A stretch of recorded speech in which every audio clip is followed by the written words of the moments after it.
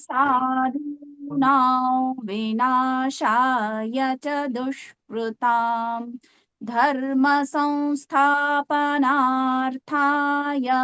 संभवामि युगे युगे।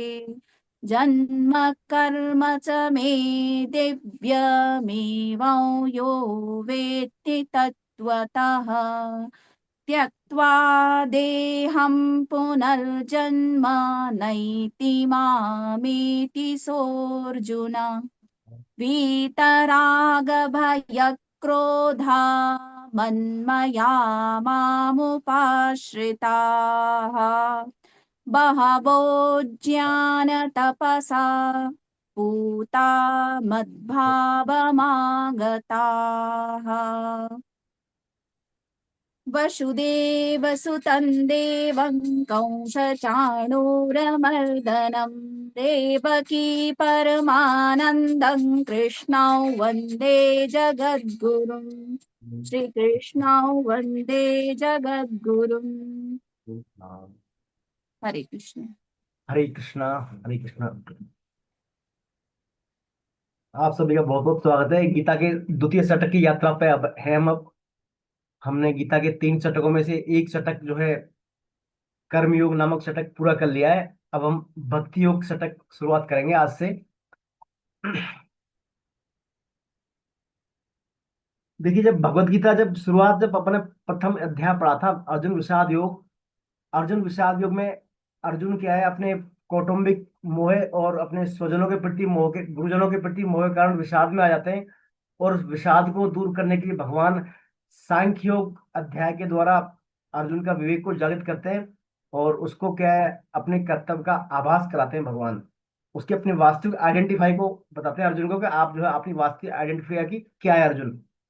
ये बताने के बाद अर्जुन को जब भगवान बताते हैं कि आपका जो है अर्जुन, आप देह नहीं देही हैं, और आपका जो है कर्तव्य कर्म करना ही है आपको कर्म। और कर्म भी कैसे करने हैं, आपको योग में स्थित होकर करने हैं, यानी समता में स्थित होकर कर्म करने। और समता में स्थित होकर कर्म करने के अलावा जो है आपका सिर्फ कर्म करने में ही आपका कर्तव्य है, अधिकार है। फल में आपका कोई अभी अधिकार भी नहीं है, फल आपके उसमें नहीं है, फल का मामला अलग है आपका। ऐसा बताते हुए भगवान बताते हैं आपको जो है समता में रहकर कर्म करने। और कैसे करने कर्म, स्थिति प्रज्ञ की तरह, स्थिति प्रज्ञ की तरह कर्म करने हैं। ये बात बताने के बाद भगवान जो है अर्जुन को फिर कर्मयोग के बारे में लाते हैं। फिर कर्मयोग का प्रकरण चलाते हैं। कर्म किए बिना व्यक्ति एक क्षण भी नहीं रह सकता, क्योंकि अर्जुन युद्ध से दूर भागना चाह रहा था। भगवान कहते हैं भैया, कोई भी व्यक्ति एक भी क्षण बिना कर्म किए बिना नहीं रह सकता। तो भगवान वहां उसको अर्जुन कर्म करने की प्रेरणा देते हैं और फिर कर्म करने के विभिन्न प्रकार की शैलियों के बारे में और कर्म के तत्व के बारे में अर्जुन को बताते हैं। कर्मयोग का प्रकरण बताते बताते भगवान फिर अंत में अर्जुन को ले आते हैं कर्म संन्यास योग, ज्ञान कर्म संन्यास योग में, है ना, खुद के बारे में बताते हैं भगवान। और कर्मों के भिन्न भिन्न प्रकार के प्रकार, उनकी गतियां, कर्मों की करने की शैलियां, कर्मों की तत्व के बारे में बताते हुए भगवान फिर उसको ले आते हैं आत्म संयम योग, यानी अपने आप से अपने आप पर कैसे नियंत्रण पाए, यानी हमारे मन बुद्धि इंद्रियां, और अपने आप पर हम कैसे उद्धार अपने आप कैसे करें हम अपना, यह ले आते हैं भगवान उसको। यानी खुद ही खुद के द्वारा मन बुद्धि इंद्रियों का नियंत्रण करें, उसी से हमारा क्या कल्याण हो सकता है, ऐसा भगवान यहाँ पर बताते हैं। ये बात बताते बताते भगवान जो है अर्जुन को फिर भिन्न प्रकार की ध्यान योग की, मेडिटेशन की विधियां बताते हैं भगवान। विधियां बताते बताते अंत पे भगवान कहते हैं ये जो मेरे में ध्यान लगाने वाला, मेरे में चित्त मन वाला, और कर्म निष्काम कर्म करने वाला, इन सब भक्तों में योगी श्रेष्ठ है। अर्जुन तू योगी हो जा। और उन योगियों में भी कौन श्रेष्ठ है, जो मुझ में तल्लीन मन वाला है, मेरे में चित्त मन वाला है, वो सबसे श्रेष्ठ मेरा योगी है। इसलिए अर्जुन तू मुझे मन वाला हो जा। यहाँ तक भगवान उसको ले आते हैं। ये बात बताते बताते भगवान जो है अर्जुन को इतने तल्लीन हो जाते हैं, भगवान खुद खुद के बारे में, भक्ति योग के बारे में, कि जो मेरा भक्त है, मुझ में तल्लीन मन वाला है, वो मुझे सबसे प्रिय है अर्जुन, इसलिए तू मेरा भक्त हो जा। तो भगवान इतने उसमें आ जाते हैं भाव में, खुद ही फिर भगवान बोलना चालू करते हैं अर्जुन के बिना पूछे इन बातों को आगे। तो आगे जो ये अध्याय आता है ज्ञान विज्ञान योग।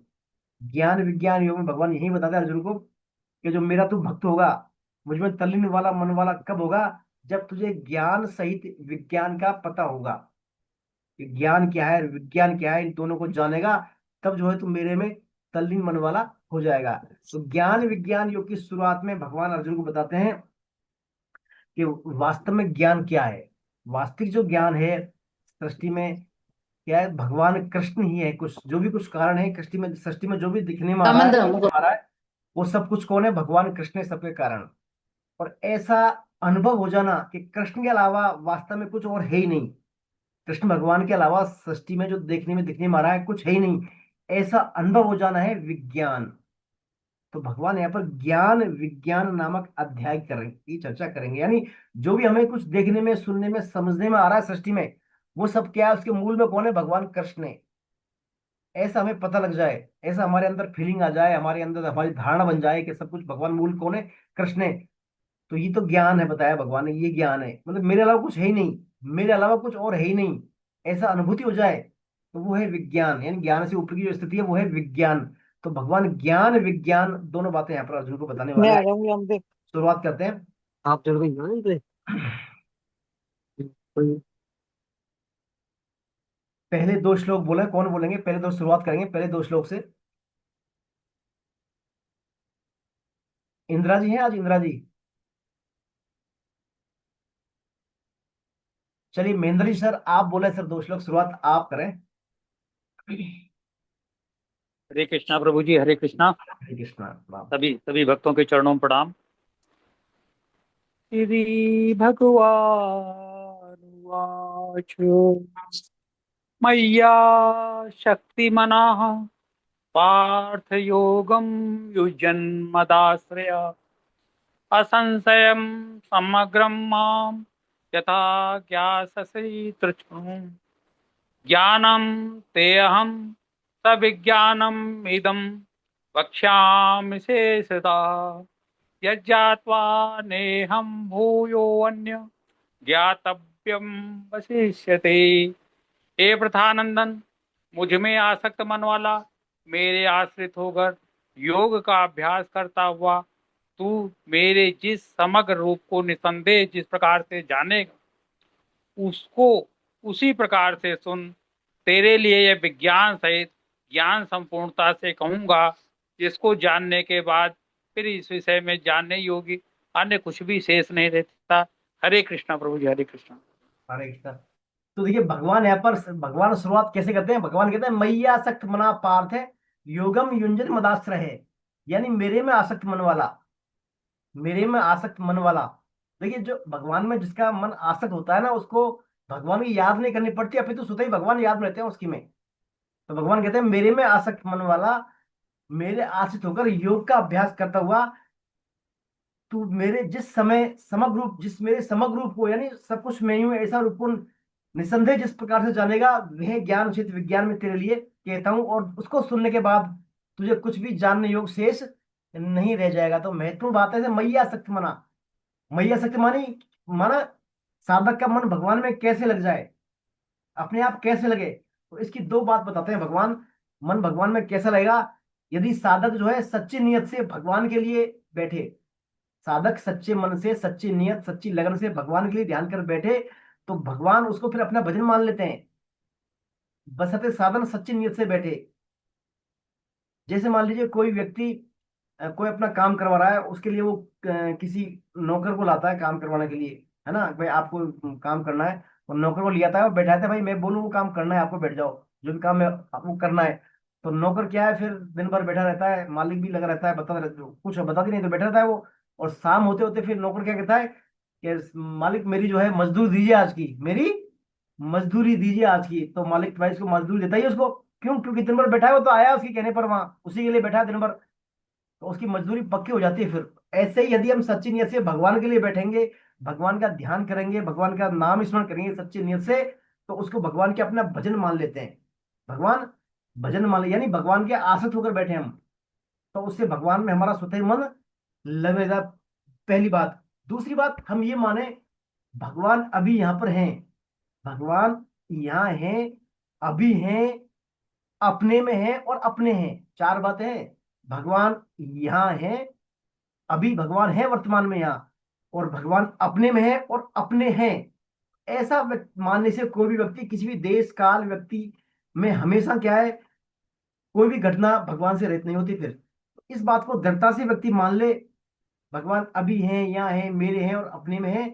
तो ऐसा करने से भगवान नाम में जो है, प्राण में, मन में, बुद्धि में, शरीर के कण कण में क्या का परमात्मा की फीलिंग आने लगती है फिर उसको। तो इस भाव को जागृत रखते हुए यदि हम भगवान का नाम का जप करें तो साधक को जो है बहुत जल्दी ही भगवान में मन वाला हो जाता है ना। मैया सक्त मना, मेरे में मन वाला, यानी साधक में ये डेडिकेशन हो, हर हर जगह भगवान है, अभी है, यहाँ है, हर देश काल परिस्थिति में सब जगह भगवान है।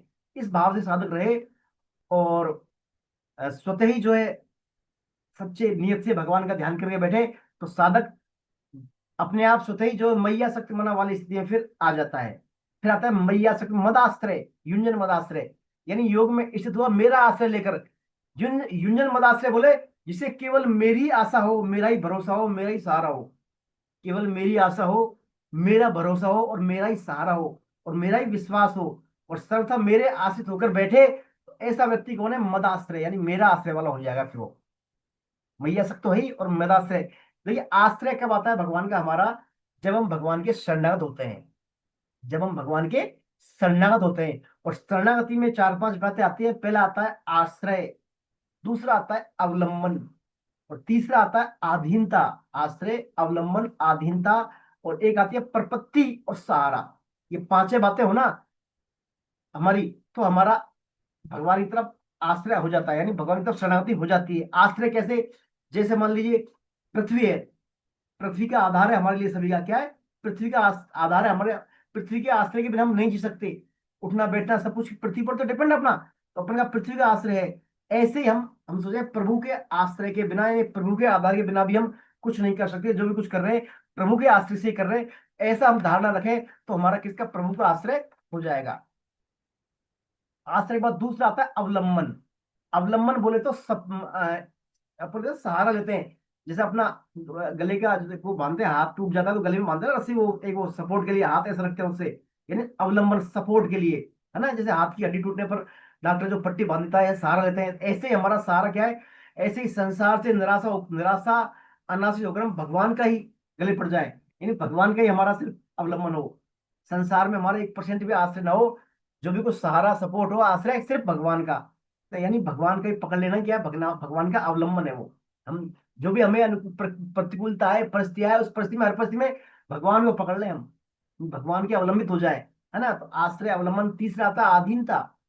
आधीनता बोले तो या तो कोई जबरदस्ती से या अपनी तरफ से किसी का अधीन हो जाए, यानी किसी का दास बन जाए, है ना। या तो स्वेच्छा से किसी का दास बन जाए या किसी की जबरदस्ती किसी का बन जाए।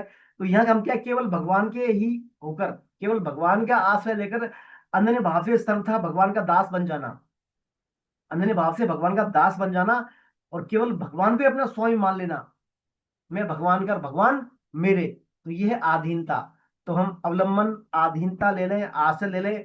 और एक आती है प्रपत्ति और सहारा। प्रपत्ति यानी जैसे हम किसी के चरणों में लंबत पड़ते हैं ना, प्रपत्ति। प्रपत्ति मानी प्रपद बोलते हैं चरणों को अपने। मामे प्रपद्यंते आता है, कई शब्द आता है गीता में, मामे प्रपद्यंते, जो मेरी शरण में होते हैं, है ना। तो यानी जो मेरे मतलब चरणों में लंबा पड़ जाता है, यानी मेरे संसार से निराश होकर सिर्फ मेरे चरणों में गिर जाना, यानी मेरे प्रति समर्पित होना, वो है प्रपत्ति। तो प्रपत्ति वाला भाव ही हमारा होना चाहिए। और आता है पांचवा था सहारा। सहारा है नहीं, जैसे हमको जल में डूब रहा है कोई, तो जल में डूबने वाले को किसी का, वृक्ष का, लता का, रस्सी का सहारा मिल जाता है ना।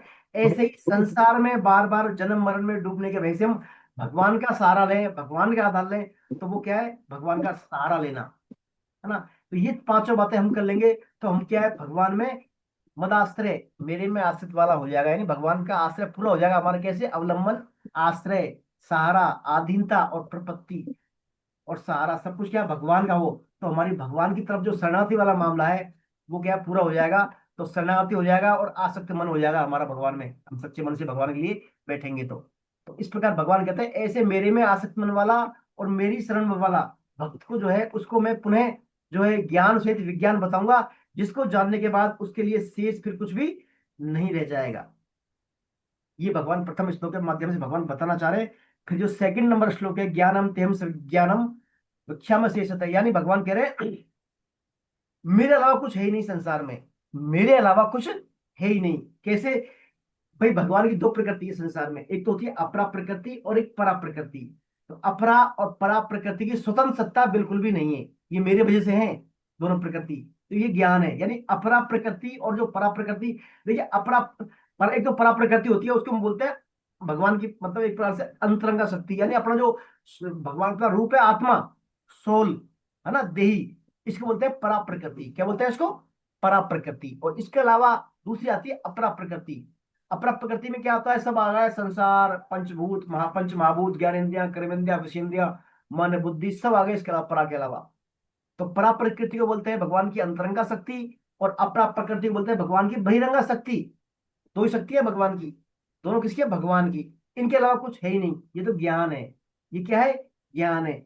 और अपरा परा सब कुछ भगवान ही है, ऐसा अनुभूत हो जाना, ऐसा अनुभव हो जाना क्या है? विज्ञान। तो भगवान कह रहे हैं मेरे अलावा कुछ है ही नहीं।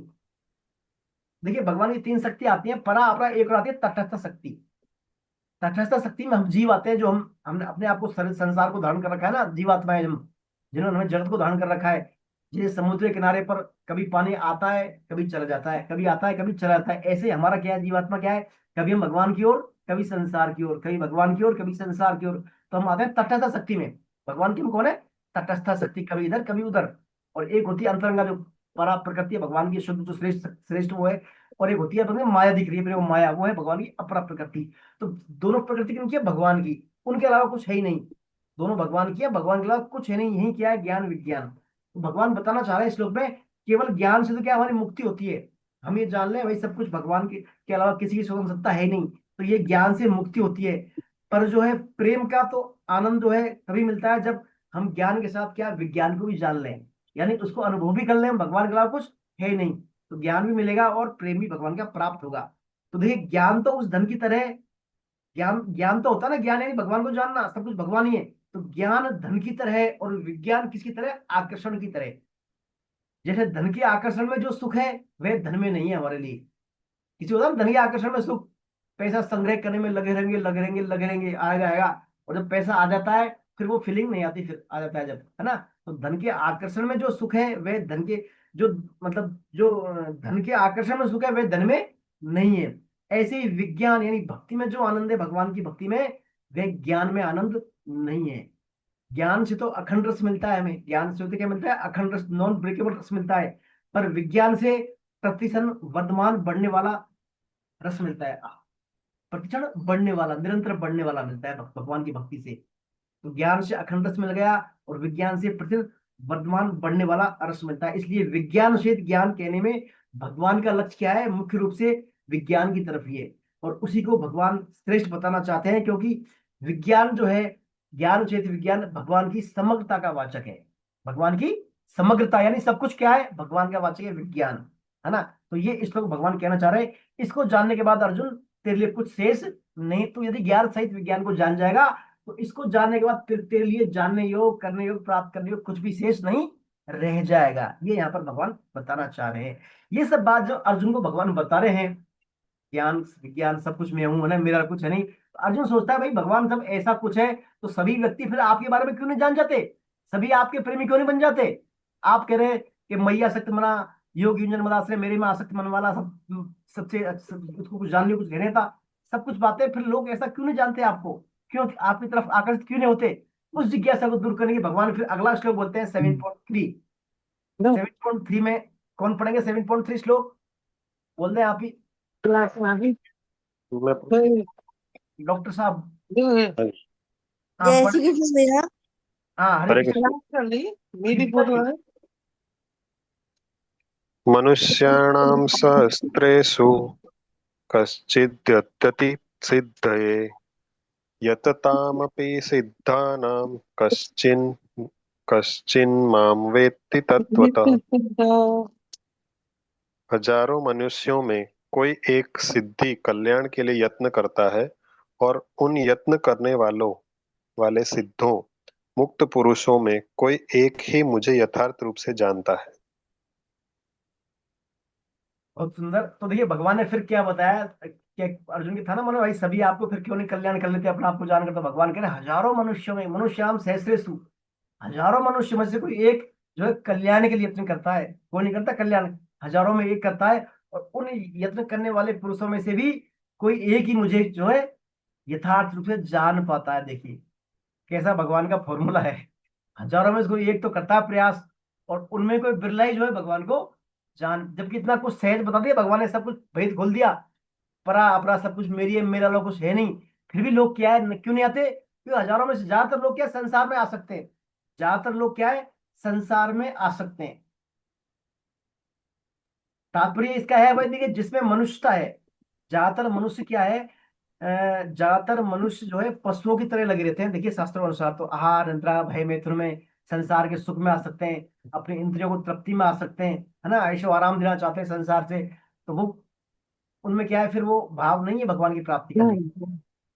यानी वास्तव में मनुष्य कौन है? वास्तव में मनुष्यपना जिनमें है, अर्थात जिनमें पशुओं की तरह ये खाना पीना ऐशो आराम करना इनमें आसक्त नहीं है, वही वास्तव में मनुष्य है। उन मनुष्यों में भी जो नीति और धर्म पर चलने वाले हैं, जो नीति और धर्म पर चलने वाले हैं, ऐसे हजारों मनुष्यों में से उन हजारों मनुष्यों में कोई एक ही सिद्धि के लिए यत्न करता है। सिद्धि के लिए वो यत्न करता है, एक उन सभी चलने वालों में से, अर्थात जिससे बढ़कर कोई लाभ नहीं है, कोई ऐसी सिद्धि का यत्न करना चाहता है, और जिससे बढ़कर ऐसा कोई लाभ नहीं, जिससे कि दुख का लेस मात्र भी अंश ना हो, और आनंद ही आनंद हो, किंचित मात्र भी कोई कमी ना हो, और उस कमी की संभावना ही नहीं हो, ऐसा स्वतः सिद्ध नित्य प्राप्ति के लिए बिरले ही यत्न कर पाते हैं। तो देखिए परमात्मा की तरफ लोग क्यों नहीं चलते हैं? मूल कारण है भोग और संग्रह में लगना। भोग और संग्रह में लगे रहते हैं ज्यादातर व्यक्ति, ज्यादा 90% लोग भोग संग्रह में लगे रहते हैं। भोग से तात्पर्य हमारी जो पांचों इंद्रियां हैं, पांचों हमारी जो इंद्रियां हैं, इन पांचों इंद्रियों को जो विषयों से हम जब संयोग करवाते हैं इनका, तो इनके विषयों की संयोग से जो हमारी अनुभूति होती है ना, उसको बोलते हैं भोग। हम चाहते हैं ये हमारा इंद्रियों से विषयों का संयोग लंबे समय तक दीर्घकाल चलता रहे, यूं ही हम जो है इनका सुख लेते रहे। तो इस अवस्था को, इस मान्यता को दृढ़ करने के लिए हम क्या है, संग्रह करते हैं। फिर हम कुछ ऐसे इंतजाम करते हैं, धन का, संपत्ति का, ऐसे संबंध होगा, ताकि हमारा ये विषय सुख लेने का सिलसिला यूं ही चलता रहे अनंत काल तक। इसके लिए व्यक्ति संग्रह करता है फिर, है ना, भोग के लिए। तो इसको हम बोलते हैं भोग संग्रह करना, इस भाषा में, गीता की भाषा में। तो ज्यादातर व्यक्ति भोग संग्रह में ही अपना जीवन निकाल देते हैं। उनमें बिरला ही होता है जो, जिसका विवेक जागृत होता है, और बिरला ही कोई हजारों में से एक तो प्रयास करता है, और उन प्रयास करने वालों में से भी कोई एक ही बिरला अपनी टारगेट तक, भगवान तक पहुंच पाता है। इसलिए भगवान कहते हैं अर्जुन, सभी जो है मेरे मार्ग तक नहीं जा पाते, हजारों में से कोई बिरला ही जो है इस रास्ते पर चलने वाला होता है। तो देखिए मूल कारण हमारा हो गया भोग संग्रह, कारण हम नहीं जा पाते। तो क्या आप ये मानते हैं कि हमें भगवान की आवश्यकता है? हमें भगवान की आवश्यकता है, नहीं है? और है तो क्यों फिर आवश्यकता, आवश्यकता हमें बताएं आप, भगवान की आवश्यकता हमें क्यों है? कभी भगवत आपने सोचा भी है कि प्राप्ति हम भगवान की आवश्यकता क्यों है हमारे लिए? बोले कोई, जीवन का बोले आप। उद्देश्य।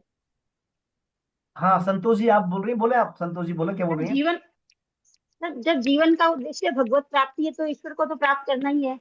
ईश्वर की आवश्यकता हुई थी। जी जी जीवन का उद्देश्य अपन ने भगवत प्राप्ति माना है, जी जी जी। तो बिल्कुल। भगवत प्राप्ति तो उद्देश्य हुआ, फिर तो प्राप्त करना जरूरी हो गया। उसी के लिए तो यत्न करना पड़ेगा, उसी का तो यत्न है गीता अभ्यास तो जीवन का ध्यान। उद्देश्य आपका जब भगवत प्राप्ति है, तो भगवत प्राप्ति में भी क्या है फिर? भगवत प्राप्ति करके भी क्या करोगे आप, ये बताओ। जन्म मरण के उससे छुटकारा मिल जाएगा। हाँ जन्म मरण छुटकारा, ईश्वर और जी, जन्म मरण मोक्ष के प्राप्ति। मूल बात देखिए, मूल बात है इसमें परम धा- भगवान का, पर, भगवान का प्रेम प्राप्त करना। हाँ, परम परम उनका, धाम की प्राप्ति। हाँ भगवान का परम धाम प्राप्त करेंगे तभी तो प्रेम मिलेगा वहां। तो मूल हाँ, बात है भगवान का। अरे मिथिलेश जी कौन है? मिथिलेश जी आप म्यूट करें अपने आप को, सभी है ना, एक बार बार बार डिस्टर्ब हो रहा है इसमें। सभी एक बार जो है म्यूट कर, इससे क्या है फिर फ्लो टूटता है अपना, जो के बात चलती है ना उससे ध्यान फिर डाइवर्ट हो जाता है। तो मूल उद्देश्य अपना भगवान के परम प्रेम की प्राप्ति के लिए हम जो है भगवान की हमें आवश्यकता है। आवश्यकता क्यों है? क्योंकि हम भगवान के अंश हैं। हम क्या है? भगवान के ही अंश हैं, इसलिए हमें भगवान की आवश्यकता है। अब देखिए जब भगवान को, मनुष्य को भगवान की आवश्यकता है, तो भगवान फिर मिलते क्यों नहीं है हमें? क्यों नहीं मिलते भगवान फिर? ये भी सोचा है कभी आपने? जब हमें भगवान की आवश्यकता है, सभी को आवश्यकता है, ये तो नहीं हमें ही है जो हम यहाँ क्लास में बैठे हैं गीता पढ़ रहे हैं, सभी को आवश्यकता है बेसिक रूप से तो। लेकिन फिर भगवान की सभी को आवश्यकता है, तो भगवान क्यों नहीं मिलते फिर? प्रयत्न नहीं करते इसलिए सर। क्या? मन आसक्त मन संसार में आसक्त रहेगा तो भगवान कैसे जी मिलेंगे? मन जी जी जी अनासक्ति बिल्कुल होगी बिल्कुल। तब ईश्वर की तरफ जाएंगे अपन। मोह में ग्रस्त है तो ईश्वर हाँ कैसे मिलेंगे हमें? नहीं, क्या ग्रस्त है तो?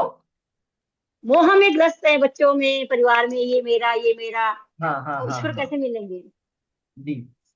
और कोई बताएंगे इस बारे में? भगवान हमें मतलब फिर क्यों नहीं मिलते? फिर सबको जरूरत है भगवान की, क्यों नहीं मिल पाते भगवान? मेन बाधा क्या है? खास बाधा क्या है भगवान को नहीं मिलने में?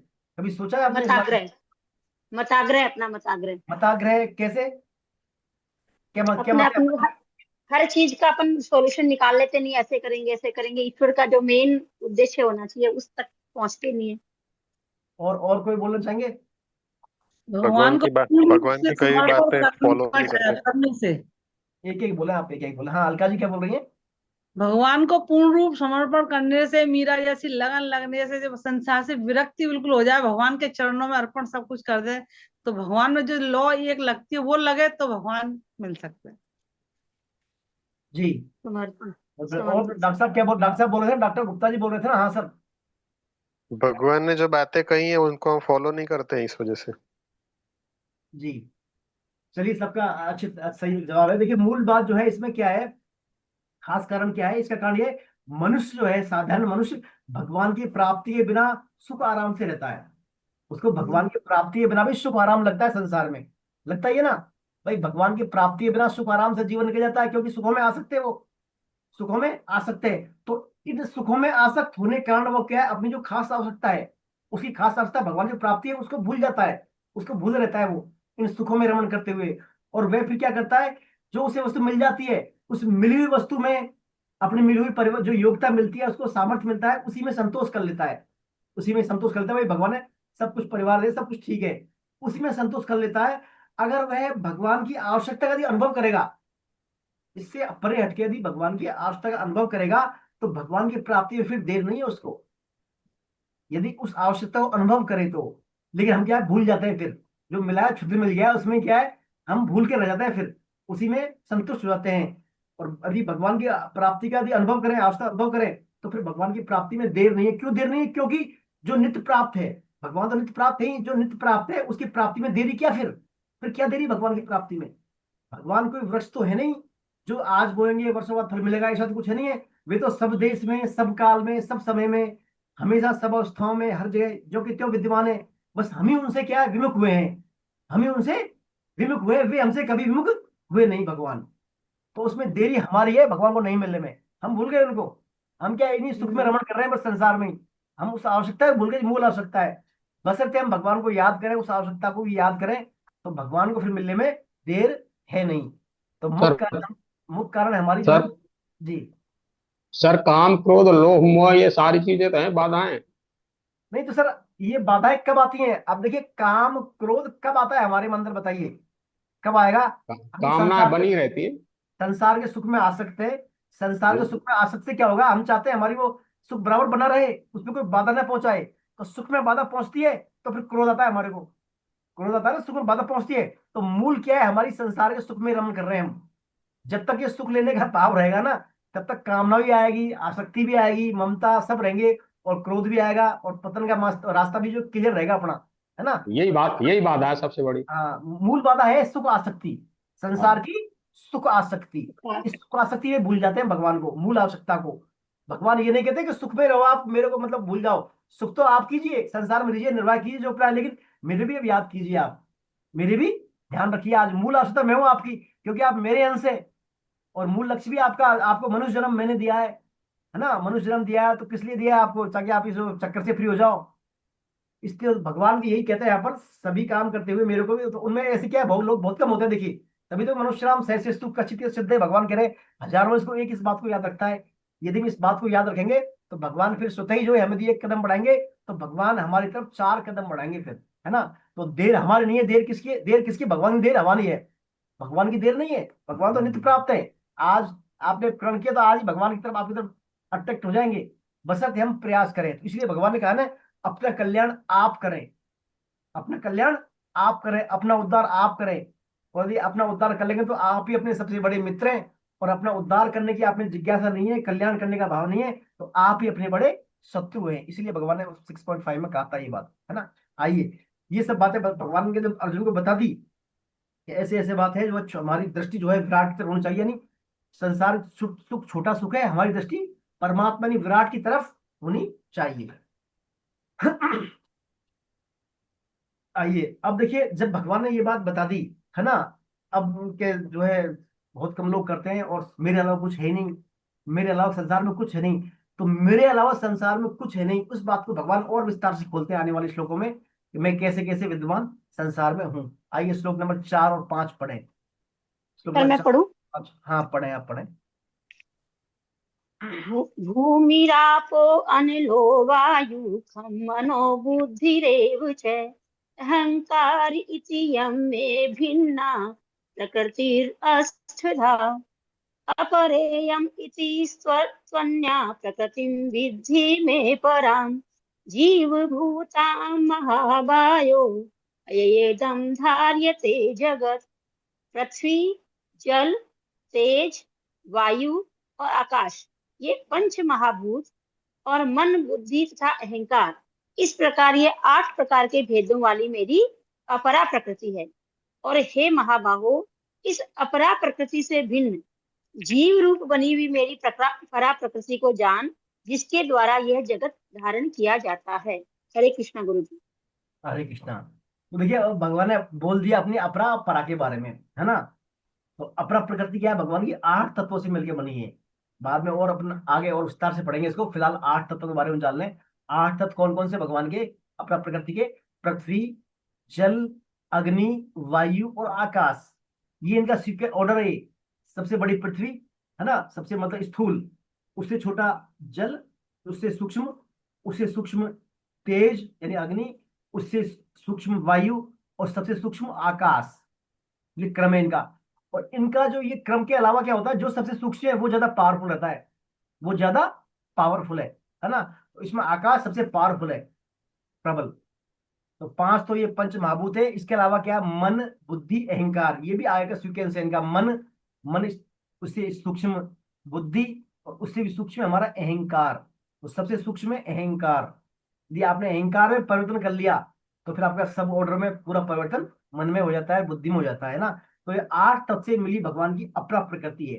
क्या क्या? पृथ्वी, जल, अग्नि, वायु और आकाश, और मन, बुद्धि, अहंकार, ये तो भगवान की अपरा प्रकृति है। और इससे परे यानी जीव रूप से बनी जो अपना जीव है ना, भगवान का अंश है, आत्मा, हमारी सोल आत्मा देही, ये भगवान की क्या? परा प्रकृति। ये भगवान की परा प्रकृति है। अब ये परा प्रकृति क्या करती है? जगत को धारण कर लेती है। जगत को धारण करना मतलब मैं शरीर हूं, यह शरीर मेरा है। आत्मा क्या करती है?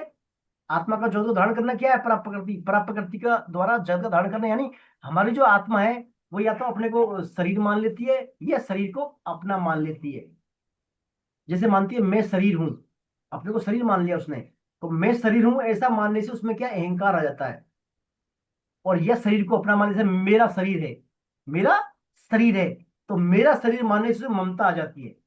तो ममता और अहंकार रूपी कलमश उसमें कब आते हैं? जब वो जगत को धारण कर लेती है ना। यही दम धार्यते जगत। जब परा प्रकृति जगत को धारण करती है, तो उसमें एक विकार आते हैं, यानी ममता और ये अहंकार उसमें आ जाते हैं। तो भगवान ये बता रहे हैं कि मेरी जो प्रकृति है, कौन सी? अपरा। अपरा प्रकृति क्या है? 8 भेदों से मत किया है अपरा प्रकृति को। 8 भेद। अब देखिए, पढ़ लेते एक बार इसको। अपरा प्रकृति में मूल से 24 बातें आती हैं। अपने 8 पढ़िए, आप 24 पढ़िए, 24 पे आपके आगे 24 आती है। 24 कैसे? इसमें देखिए 5 तो महाभूत आते हैं, ये ना कौन से? पृथ्वी, जल, अग्नि, वायु, आकाश, पंच महाभूत हो गए। इसके अलावा 5 इंद्रियां आती है इसमें। पांचों इंद्रियां अपनी, है ना। पांचों इंद्रियां कितने हो गए? 10। और पांचों इंद्रिय के अलावा 5 कर्मेंद्रियां आती है हमारी, जिनसे हम कर्म करते हैं। 5, 10 और 5, 15। और 5 कर्मेंद्रिय के अलावा फिर आते हैं 5 विषय है, रस, रूप, गंध, शब्द, स्पर्श, 20, है ना। और फिर मन, बुद्धि, अहंकार, 23, और एक आती है मूल प्रकृति हमारी। मूल प्रकृति 23 और 1, 24। तो 24 तत्वों से बनी भगवान की क्या है? अपरा प्रकृति है। इस 24 तत्वों से बनी अपरा प्रकृति को भगवान ने 8 भेदों में व्यक्त किया है। 8 भेद बोले तो मन, बुद्धि, अहंकार और मूल प्रकृति, 4 तो ये हो गए। मन बुद्धि अहंकार मूल प्रकृति 4, फिर एक हो गया महाभूत 5वां, इंद्रिया 6वां, कर्मेंद्रिया 7वां और विषेंद्रिया 8वां। ऐसे 8 वर्गों में भगवान ने अपनी अपरा प्रकृति को डिवाइड किया है। ये अपरा प्रकृति नित्य परिवर्तनशील है। अपरा प्रकृति क्या है? नित्य परिवर्तनशील है, चेंजेबल है, भिन्न भिन्न उसमें चेंज होती रहती है। और अपरा और परा के संयोग से ही क्या है, सृष्टि का क्रिएशन होता है, यानी संसार की जो रचना होती है अपरा और परा के संयोग से होती है। अपरा प्रकृति में सबसे सूक्ष्म है अहंकार। अपरा प्रकृति में सबसे सूक्ष्म क्या है? अहंकार। वस्तुतः हमारे मन बुद्धि अहंकार तीनों जड़ है, लेकिन सूक्ष्म होने का हमें चेतन लगते हैं। सूक्ष्म होने का हम क्या समझते हैं? चेतन। ये चेतन नहीं है। देखिए, मन भी हमारा जड़ है, बुद्धि भी जड़ है और अहंकार भी जड़ है। अहंकार भी जड़ है। अब आप समझते होंगे जब भगवान तो क्या है, भगवान की है अपरा प्रकृति। जब भगवान तो चिन्मय है, शाश्वत है, और अपरा प्रकृति जड़ है, तो शाश्वत का जड़ से कैसे हो गया? मतलब शाश्वत चिन्मय का संबंध जड़ से कैसे हो गया? ये संबंध ठीक वैसे हो गया जैसे हमारा शरीर है, हमारा क्या लिविंग जो है, हमारा नख है, नख और ये केस, बाल और नाखून, इनमें दर्द नहीं होता ना, इनमें दर्द होता है, बढ़ते हैं, लेकिन हमारे पार्ट है बॉडी के, नख और केस नाखून बाल पार्ट है ना।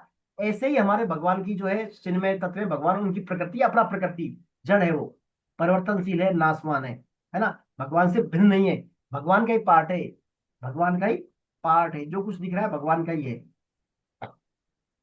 इससे भिन्न जो भगवान की प्रकृति है परा प्रकृति, देखिए अपरा प्रकृति को बोला जाता है बहिरंगा शक्ति, मैंने बताया आपको। और दूसरा इसको बोल सकते हैं भगवान की माया ही बोलते हैं इसको, माया भगवान की शक्ति या मूल प्रकृति भी है। और इसकी विपरीत जो परा प्रकृति है उसको बोला जाता है अंतरंगा शक्ति, उत्कृष्ट, उसको बोलते हैं निकृष्ट अपरा को, इसको बोलते हैं उत्कृष्ट। और ये योग माया है, वो तो है माया, और ये योग माया है ना। योग माया, योग माया कौन थी पता है आपको? योग माया जो भगवान जब कृष्ण का जब जन्म हुआ था, है ना, जब भगवान कृष्ण को जन्म के बाद जो है वहाँ वसुदेव जी माँ यशोदा जी और नंद बाबा के वहां छोड़ के आ गए थे, और उनकी पुत्री को वहां ले आए थे। जब कंस को मालूम लगा कि जो 8वां पुत्र जो है जन्म ले चुका, तो वो मानने आते हैं उसको, तो वो हाथ से भाग जाती है, डालते हैं पत्थर पे उसको, पुत्री उनकी जो है उसको, तो वो वही योग माया का अवतार। आप कभी जब वृंदावन मथुरा जाएंगे ना, तो मथुरा जन्मभूमि में एंट्री करते हैं ना अपन शुरुआत दर्शन के लिए, तो पहला मंदिर वहां योग माया का ही है। वहां पर कभी देखा केशव जी का है भगवान, केशव जी का मंदिर, वहां योग माया का मंदिर भी वहां पर है। तो वो योग माया, इसको योग माया बोलते हैं, भगवान की परा प्रकृति का नाम है योग माया। सर सर जब वो जो योग माया जब प्रकट हुई थी तो 8 भुजाओं में प्रकट हुई थी, तो वो क्या काली का रूप है क्या? है मतलब दुर्गा का हाँ, रूप है क्या योग माया? नहीं नहीं, दुर्गा धन, हाँ देखिए, हाँ बिल्कुल भगवान का ही है दुर्गा, अष्ट लेकिन दुर्गा भुजाओं में प्रकट हुई थी वो योग माया उस टाइम। हाँ, बाद में होती। देखिए उसमें ऐसा है, दुर्गा का रूप जो है ना, दुर्गा का रूप ऐसे कहते हैं आता है शास्त्रों में, जो इस संसार रूपी दुर्ग है, भगवान का जो संसार रूपी दुर्ग बना दिया ना, इस दुर्ग को मेंटेन करना, इस दुर्ग को चलाने का काम दुर्गा का काम है। इस दुर्ग को चलाना करने का काम किसका है? दुर्गा को जिम्मेदारी दी है भगवान ने, दुर्गा को ना, वो तो योग माया थी।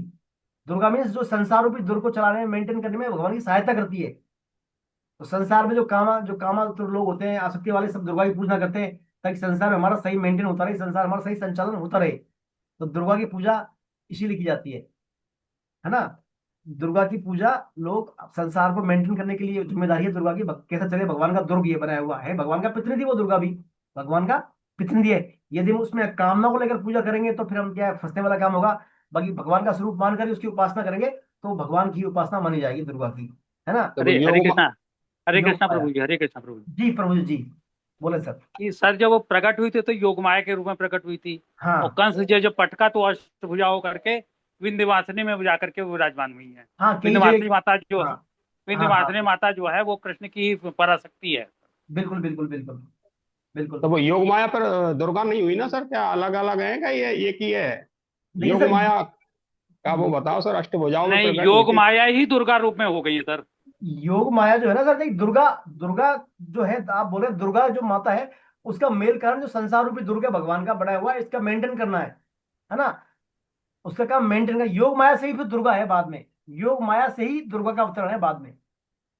योग माया से ही जो उसका हुआ था बाद में, उनसे ही दुर्गा का फिर एक क्रिएट होती है, योग माया से ही। इसमें आपको सर मैं और भेजूंगा, चार्ट है मेरे पास पूरा सृष्टि क्रिएशन का, उसमें और ज्यादा आप कर सकते हैं उस बारे में ना। अभी तो आप यही जाने, ये योग माया है भगवान की परा प्रकृति है। योग माया क्या है? भगवान की परा प्रकृति है ना। चेतन ये जो है उत्कृष्ट है और अंतरंगा शक्ति भी बोला जाता है इसको। और ये अपरिवर्तनशील है। ये क्या है? अपरिवर्तनशील है। देखिए परा और अपरा का एक शाब्दिक अर्थ है। परा यानी जो खुद को भी जाने और दूसरे को भी जाने, उसको बोलते हैं परा प्रकृति। अपरा जो खुद को नहीं जाने और दूसरे को नहीं जाने, वो है अपरा प्रकृति। तो परा प्रकृति क्या है? श्रेष्ठ है, उत्कृष्ट है ना। देखिए चेतन तत्व जब अपरा के साथ तादात्म्य कर लेता है तो वह जीव कहलाता है। देखिए जो चेतन तत्व है ना, हमारा आत्मा, सोल, सोल आत्मा, आत्मा जब अपरा यानी संसार के साथ अपना तादात्म्य कर लेता है, मैं मेरे पर मान लेता है, तो वो क्या कहलाता है? जीव कहलाता है। वो आत्मा कहलाती है। फिर जीवात्मा, आत्मा से वो जीवात्मा कब बन जाती है? यही एकदम धारिय जगत जब संसार को धारण कर लेती है, वो जगत को धारण कर लेती है, तो वो आत्मा से वो क्या बन जाती है? जीवात्मा। और उसको बोलते हैं तटस्था शक्ति। आत्मा तो परा प्रकृति है भगवान की। आत्मा क्या है? परा प्रकृति। और जीवात्मा है तटस्था, यानी कभी संसार की तरफ, कभी परमात्मा की तरफ। कभी जैसे समुद्र में लहर आती है ना, लहरें आती हैं जाती हैं आती जाती है, तो जीवात्मा कभी संसार की तरफ, कभी परमात्मा की तरफ। तो जीवात्मा बोला तटस्था शक्ति भगवान की। तो भगवान की तीन शक्तियां हो गई, कौन कौन सी? अंतरंगा, बहिरंगा और तटस्था। अंतरंगा शक्ति हो गई ये परा प्रकृति भगवान की, सोल, जीव। और बहिरंगा शक्ति हो गई अपरा प्रकृति, यानी पंच महाभूत, ज्ञानेन्द्रिया, कर्मेंद्रिया, विषेंद्रिया, मन, बुद्धि, अहंकार, मूल प्रकृति। और तटस्थ शक्ति हो गई जीवात्मा। कब? जब जो है जीव अपरा प्रकृति को धारण कर लेता है, यानी जब जीव जगत को धारण कर लेता है तो वो जीवात्मा बन जाता है, और उसको कहता है तटस्था शक्ति भगवान की, है ना। तो है भगवान की, ये भी किसकी है? भगवान की शक्ति है। तो अपरा और परा दोनों ही भगवान की प्रकृति यानी शक्ति और स्वभाव है। अतः भगवान के बिना इन दोनों की स्वतंत्र सत्ता है नहीं। अपरा परा दोनों ही भगवान की वो है। तो देखिए इसमें खास बात जो है, इसमें खास बात ये है, ये एकदम धारिय जगत है ना, कब धारण करता है? जब पदार्थों का संग्रह और उनका उपभोग करने की लालसा हमारे में आ जाती है। इस कारण हम क्या है, फिर ये खास बाधा है हमारे में। दो तरह की सी बात आती है।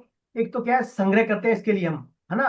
तो संग्रह करते हैं हम संसारिक इसके भोग के लिए, तो संग्रह से हमें सुख मिलता है। क्या मिलता है? अभिमानजन्य सुख मिलता है। अभिमानजन्य सुख, पदार्थों का संग्रह और उनका उपभोग करने की लालसा के कारण जो हम संग्रह करते हैं, उस संग्रह से हमें मिलने वाला सुख कैसा होता है? अभिमानजन्य सुख। और भोगों से मिलता है सुख, उसको बोलते हैं संयोगजन्य सुख। तो ये संयोगजन्य सुख और अभिमानजन्य सुख की आसक्ति के कारण ही जीव क्या करता है? जगत को धारण कर लेता है ना। यानी इस सुख आसक्ति के कारण ही वह जगत को भगत रूप से नहीं देख सकता। जगत तो भगवत स्वरूप है, भगवान ने कहा है परा मेरी है, अपरा प्रकृति मेरी है, सब कुछ मेरा ही, मैं तो भगवत स्वरूप होगा जब। तो जीव को ये संसार भगवत स्वरूप क्यों नजर नहीं आता? सुख आसक्ति के कारण। वो संयोगजन्य सुख चाहता है और चाहता है अभिमानजन्य सुख भी चाहता है। जैसे मान लीजिए, हम इसको समझे, स्वामी जी कहते हैं जैसे मान लीजिए स्त्री होती है, स्त्री स्त्री वास्तव में मातृ शक्ति है, जनन शक्ति है। स्त्री जो है शक्ति हमारे इसमें, स्त्री मातृ शक्ति है और जनन शक्ति है। परंतु यदि कोई पुरुष स्त्री में आसक्त है, कोई आसक्त कामी पुरुष है, तो उस कामी पुरुष को कामी पुरुष को स्त्री में मातृ स्वरूप में नहीं देख सकता। उस स्त्री को, वो कामी पुरुष स्त्री को मातृ स्वरूप में नहीं दे सकता। ऐसे ही वास्तव में संसार भी भगवत स्वरूप है, परंतु संसार को भोगने वाले, संसार को भोग्य मानने वाले भोगासक्त पुरुष संसार के भगवत स्वरूप को नहीं देख सकता। यह भोगासक्ति ही ये बंद करना, आवाज आ रही जीव है। को जगत में धारण करना कहा जाता है। जीव के द्वारा जगत को धारण करना में हेतु है ये भोगासक्ति, है ना। इस भोगासक्ति के कारण ही हम जो है जीव को जगत धारण कर लेता है। और फिर धारण करने के बाद फिर जो कर्म करता है, उन कर्मों के द्वारा उसका चक्र चलता रहता है। बार बार कर्म करता है, उसको फल मिलते हैं अच्छे बुरे, और वो चक्र उसका चलता रहता है। तो ये है जीव का जगत में धारण करना।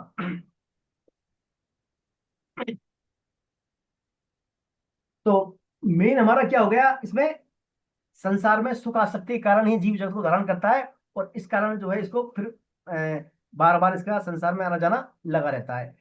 तो ये जब बात अर्जुन को भगवान बता रहे हैं, है ना, कि जो है परा अपरा मेरी दोनों है, और जीव भी मेरा ही है, लेकिन जीव क्या जरूर धारण कर लेता है, इसलिए फिर वो बार बार परिवर्तनशील नाशवान उसमें चलता रहता है। तो फिर ये बात बताने के बाद अर्जुन को जब भगवान ने बताई ये सब कुछ मेरा ही है, अब उसी बात को भगवान दूसरे तरीके से बता रहे हैं। दूसरे तरीके से कैसे बता रहे हैं? कि संसार में जो काम हो रहा है उसमें मेन कारण भी मैं हूं उसका। संसार में जो भी एक्टिविटी हो रही है, अपना परा के संयोग संसार चल रहा है ना, अपना परा के संयोग में भी कारण मैं ही हूँ, और संयोग के फलस्वरूप क्रिएशन हो रहा है वो भी मैं ही हूँ, और जो खत्म हो रहा है यानी जो नष्ट हो रहा है वो भी क्या है, मैं हूँ। यानी संसार को उत्पन्न करने वाला भी मैं ही हूँ, संसार को चलाने वाला भी मैं ही हूँ, और संसार में जो नष्ट हो रहा है वो भी मैं ही हूँ, और करने वाला कराने वाला सब कुछ मैं ही हूँ। ऐसा भगवान अब आने वाले श्लोकों में कहना चाह रहे हैं, है ना। तो यानी भगवान अब हमारी बता रहे हैं कि सृष्टि के कर्ता भी वही हैं, और सृष्टि के कर्ता के अलावा जो कार्य करते हैं कारण भी वही है, और जो अ, कारण है उसका कारण कारण भी वही है। यानी हर तरह से भगवान ही भगवान है, भगवान के अलावा सृष्टि में कुछ है नहीं। तो ये बात बताने के भगवान जो है अपनी कुछ विभूतियों का उल्लेख करने वाले हैं अभी, अपनी कुछ विभूतियों का उल्लेख करने वाले हैं भगवान। अगला श्लोक आएगा शायद, अपन आगे चलेंगे। चलिए अपन 7.67 पढ़ते हैं, उसके बाद आएंगे विभूतियां। 6.6 और 7 पढ़ते हैं। कौन पढ़ेंगे 6.6 और 7.6 और 7.7? मैं पढ़ दूं सर? हाँ आप पढ़े अलका जी। कृष्णा प्रभु जी। एतद्योनीनि भूतानि सर्वाणीत्युपधारय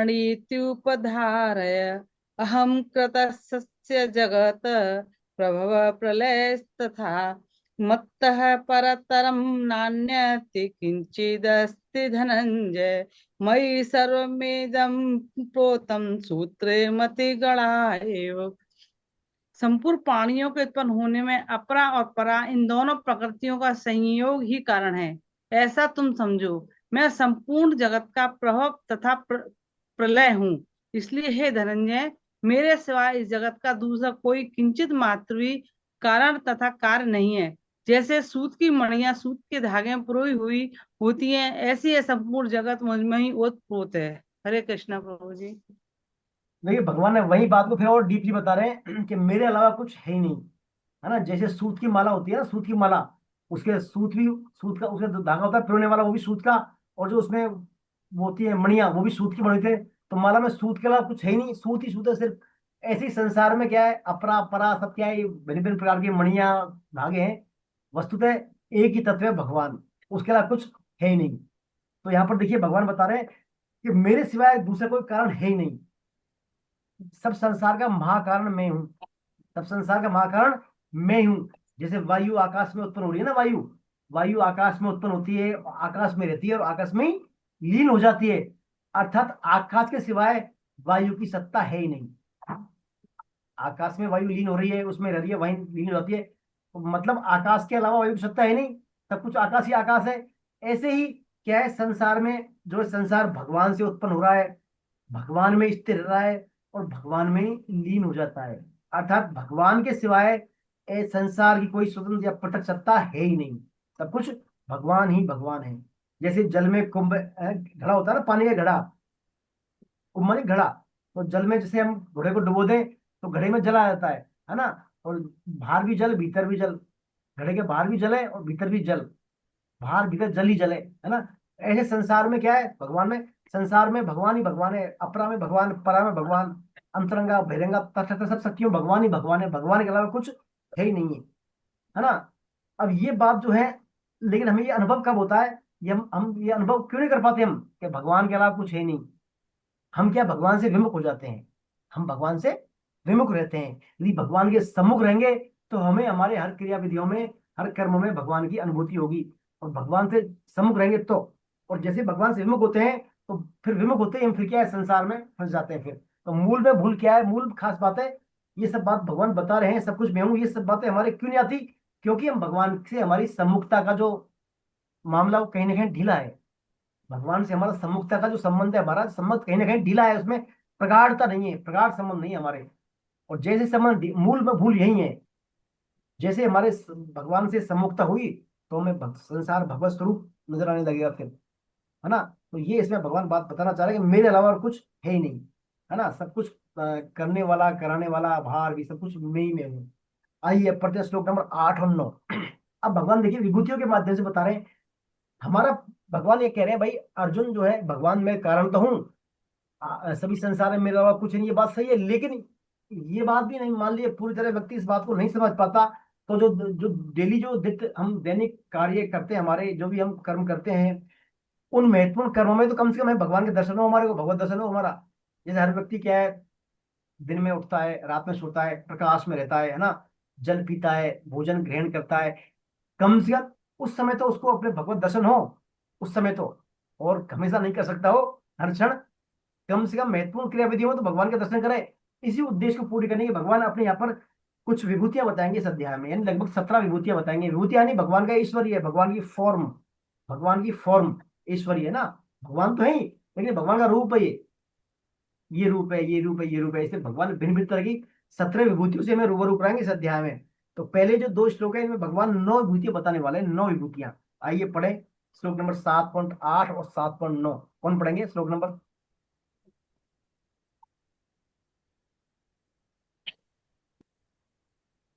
यदि कोई नहीं पढ़ रहा है तो मैं पढ़ देती मैं हूँ। पढ़ दूं? मैं पढ़ती हूँ भैया जी। हाँ, इंदिरा जी को पढ़ने दो, इंदिरा जी को पढ़ने दो। इंदिरा जी आप पढ़े।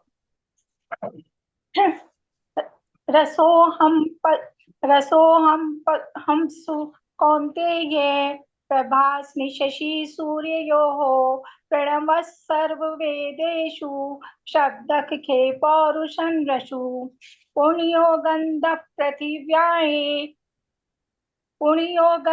पृथिव्याये च तेजश्चास्मि विभावसौ जीवनं सर्वभूतेषु तपश्चास्मि तपस्विषु। हरे कृष्णा भैया जी। आरती बोलते हैं इंदिरा जी, आरती बोलते हैं इसका। हे कुंती नंदन, जलों में मैं रस हूँ, चंद्रमा सूर्य में प्रभा प्रकाश में हूँ, संपूर्ण वेदों में प्रणव ओंकार, आकाश में शब्द और मनुष्य में पुरुषार्थ में ही हूँ। पृथ्वी में पवित्र गंध में हूँ और अग्नि में तेज में हूँ तथा संपूर्ण प्राणियों में जीवनी शक्ति में हूँ और तपस्वियों में भी तपस्या में हूँ। अब देखिए भगवान ने खास खास बातें बोल दी हैं इसमें, है ना, ताकि हमें हर हमारे गतिविधि में, हमारे हर एक्टिविटी में भगवत दर्शन होते रहे। क्या कह रहे हैं भगवान? रसो एम्मेपेसु कौनते, रसो एम्मेपेसु कौनते यानी जल में रस में हूँ। प्रभास्मि शशि सूर्यो यानी सूर्य और चंद्रमा में प्रकाश में हूँ। प्रणवय सर्व वेदेषु सभी वेदों में प्रणवय ओंकार में हूँ, है ना। शब्द है खे यानी खम्मनी आकाश, आकाश में शब्द में हूँ। और पौरुषम निशु यानी पुरुषों में पुरुषार्थ भी मैं ही हूँ। फिर भगवान कह रहे पुण्यो गंधे पृथिव्याम यानी पृथ्वी में जो पवित्र पृथ्वी में गंध आती है ना, बारिश समय गंध आती है कि हम बैठे बैठे ला रहे हैं रूम में, बाहर बारिश हो रही है खुशबू से, वो पवित्र गंध भी मैं ही हूँ अर्जुन। और तो और क्या, तेजस चाशमी मतलब तपस्वियों का जो है, अग्नि में तेज में हूँ, अग्नि में तेज में हूँ। और संपूर्ण प्राणियों में की जीवन शक्ति, जीवनम सर्वभूतेषु सभी प्राणियों में जो प्राण शक्ति है ना, जीवन प्राण, अपने प्राण पकड़े हो गए, प्राण निकल गए, तो प्राण भी कौन है? भगवान है। और फिर तपस्वियों की तपस्या भी कौन है? भगवान। देखिए अब भगवान ने यहाँ पर 9 विभूति बताई है। पहले है जल में रस में हूँ। अब देखिए हम जल तो हम सब पीते हैं, जल ही जीवन है, जानते हैं, बिना जल के हम एक दिन भी नहीं रह सकते, 1 घंटे नहीं रह सकते बिना जल के, है ना। तो जल ही जीवन है, तो जल जो हम पीते हैं, जल ग्रहण करते हैं, जल में जो रस है वो कौन है? भगवान ही है। वो भगवान की विभूति यानी भगवान का फॉर्म है वो, जल में रस। किसी भी चीज का सार होता है रस। अब देख हम कोई करते हैं, एक्सट्रैक्ट लेते हैं सार किसी का, कि सार साल ले लो इसका, तो हर चीज का सार कौन है? भगवान। जल में रस भगवान है। भगवान कहते हैं सभी ज्योतियों के ज्योति भगवान कहते हैं, सभी मतलब प्रकाश, सभी प्रकाशों के प्रकाशक भी वही है। जो भी लाइट आ रही है ना हमारी बिजली में, सब में लाइट, सभी लाइट की भी लाइट वो वही है भगवान। यानी भगवान कह रहे हैं जितनी भी जो है, अच्छा आकाश देखिए, सबसे लाइट का मेन सोर्स, हमारी ऊर्जा का सोर्स सूर्य है। सब कुछ सूर्य से आती है लाइट, बाद में सब बनती है बाद में, तो ये अपन बढ़ाते हैं इसको सेकेंडरी वे में। मूल कौन है? प्रकाश, सूर्य का प्रकाश और चंद्रमा का प्रकाश, तो वो भी कौन है? भगवान। वो भी कौन है? भगवान। और इसके बाद फिर भगवान कहते हैं अग्नि में तेज में हूँ। अग्नि में जो होती है ना दाहक शक्ति, जलाने की शक्ति, तेज वाली शक्ति, वो भी कौन है? भगवान है। अग्नि में तेज भी भगवान है। तपस्या की तपस्या भगवान है। तपस्वी जो भी तपस्या करते हैं ना, तपस्या मानी हम हमारे कर्तव्य पालन के लिए जो स्वेच्छा से सुख सहन करते हैं ना, स्वेच्छा से कष्ट सहन करते हैं, सुख नहीं कष्ट, हमारे कर्तव्य पालन के मार्ग में जो आने वाले कष्टों को हम स्वेच्छा से सहन करते हैं, तो उनको करता है तपस्या। ज्यादा तपस्वी लोग करते हैं कर्तव्य कर्म के लिए तपस्या। वस्तु तो हम सभी तपस्या करते हैं, जो भी हम छोटी मोटी तप हमारे करते हैं, प्रातः जल्दी उठना, भगवान का ध्यान करना, अपने कर्तव्य पालन में जो भी बाधा को स्वेच्छा से सहन करना, ये सब तपस्या है। जैसे आज एकादशी है, तो जिसने एकादशी का व्रत किया है वो तपस्या ही है। भगवान के ना अपने व्रत करते हैं एकादशी का, तो वो सब क्या तपस्या में आती है। तो तपस्वियों की तपस्या भी कौन है? भगवान है। तपस्वियों की तपस्या भी भगवान है। और इसके अलावा भगवान कह रहे हैं जीवन ही शक्ति में हूं, यानी प्राण भी मैं हूं।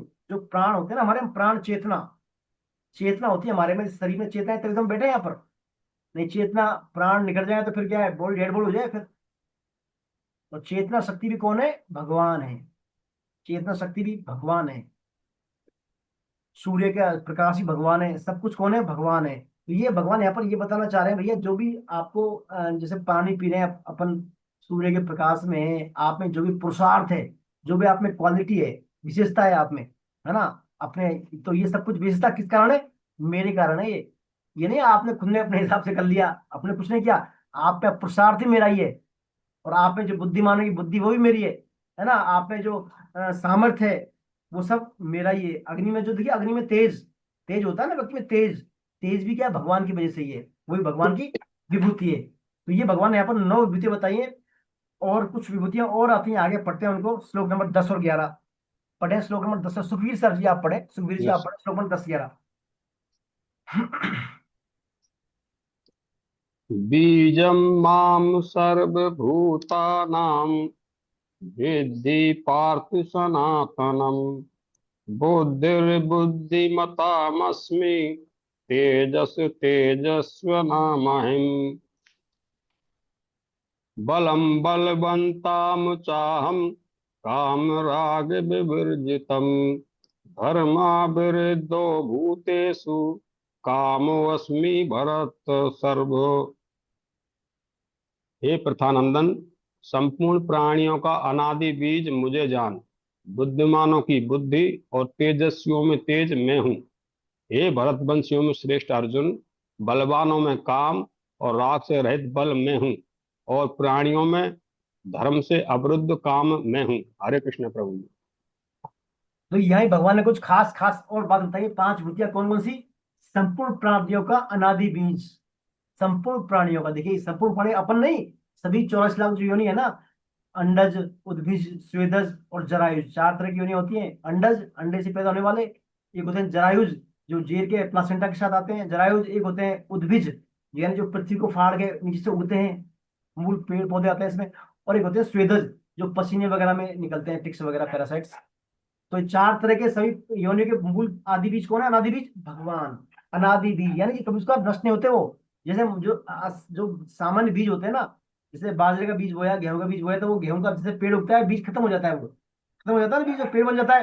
लेकिन यह भगवान क्या? अनादि बीज है। भगवान खत्म कभी नहीं होते।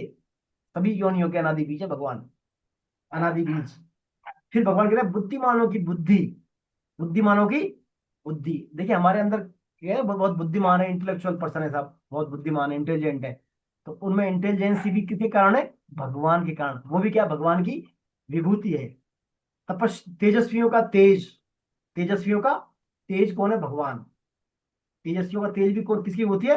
भगवान की विभूति। देखिए तेज जो है ना, तेज किसको बोलते हैं? दाहिका शक्ति को बोलते हैं तेज। एक तो होती है प्रकाश का शक्ति, उसको बोलते हैं प्रभा। उजाला होता है, उजाला, उजाला, प्रकाश की शक्ति, उसको बोलते हैं प्रभा। प्रकाश की शक्ति को प्रभा बोलते हैं। और एक होती है दाहिका शक्ति, उसको बोलते हैं तेज। तेज, एकदम तेज आता है ना किसी का, ओरा बोलते हैं उसको, तेज। तो तपस्वियों का तेज भी कौन है? भगवान है।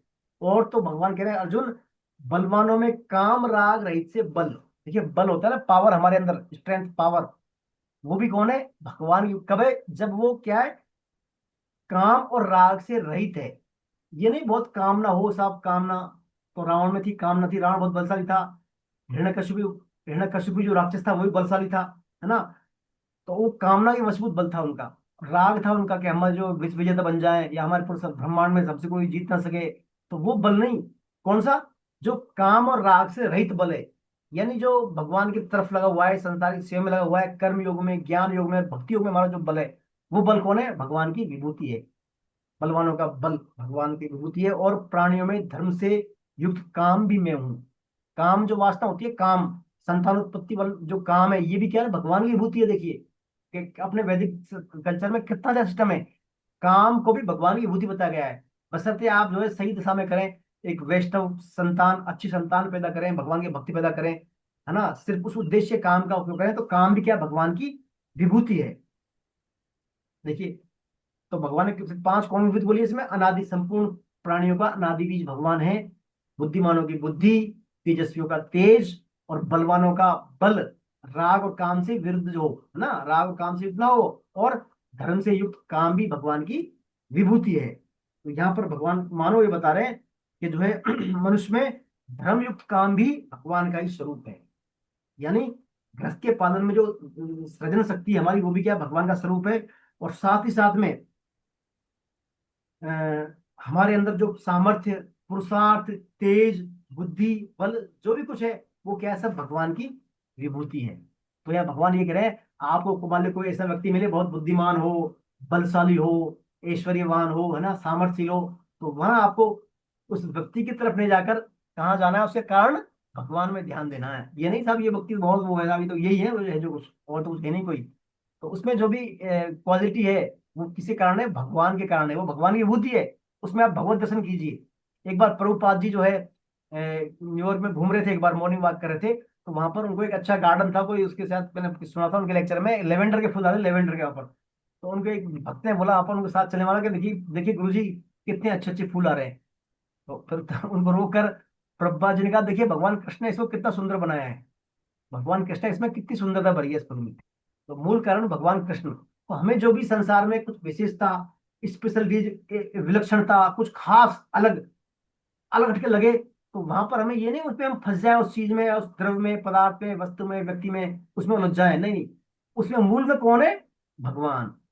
सब कुछ भगवान के कारण ही है वो, है ना। तो हमें उसमें ही भगवत दर्शन करने चाहिए। आइए श्लोक नंबर 12 पढ़ें। और भगवान कुछ 3 विभूतियां और बता रहे हैं भगवान, श्लोक हरे नंबर कृष्णा 12। हरे हाँ, कृष्णा। अलका जी, हाँ आप पढ़े।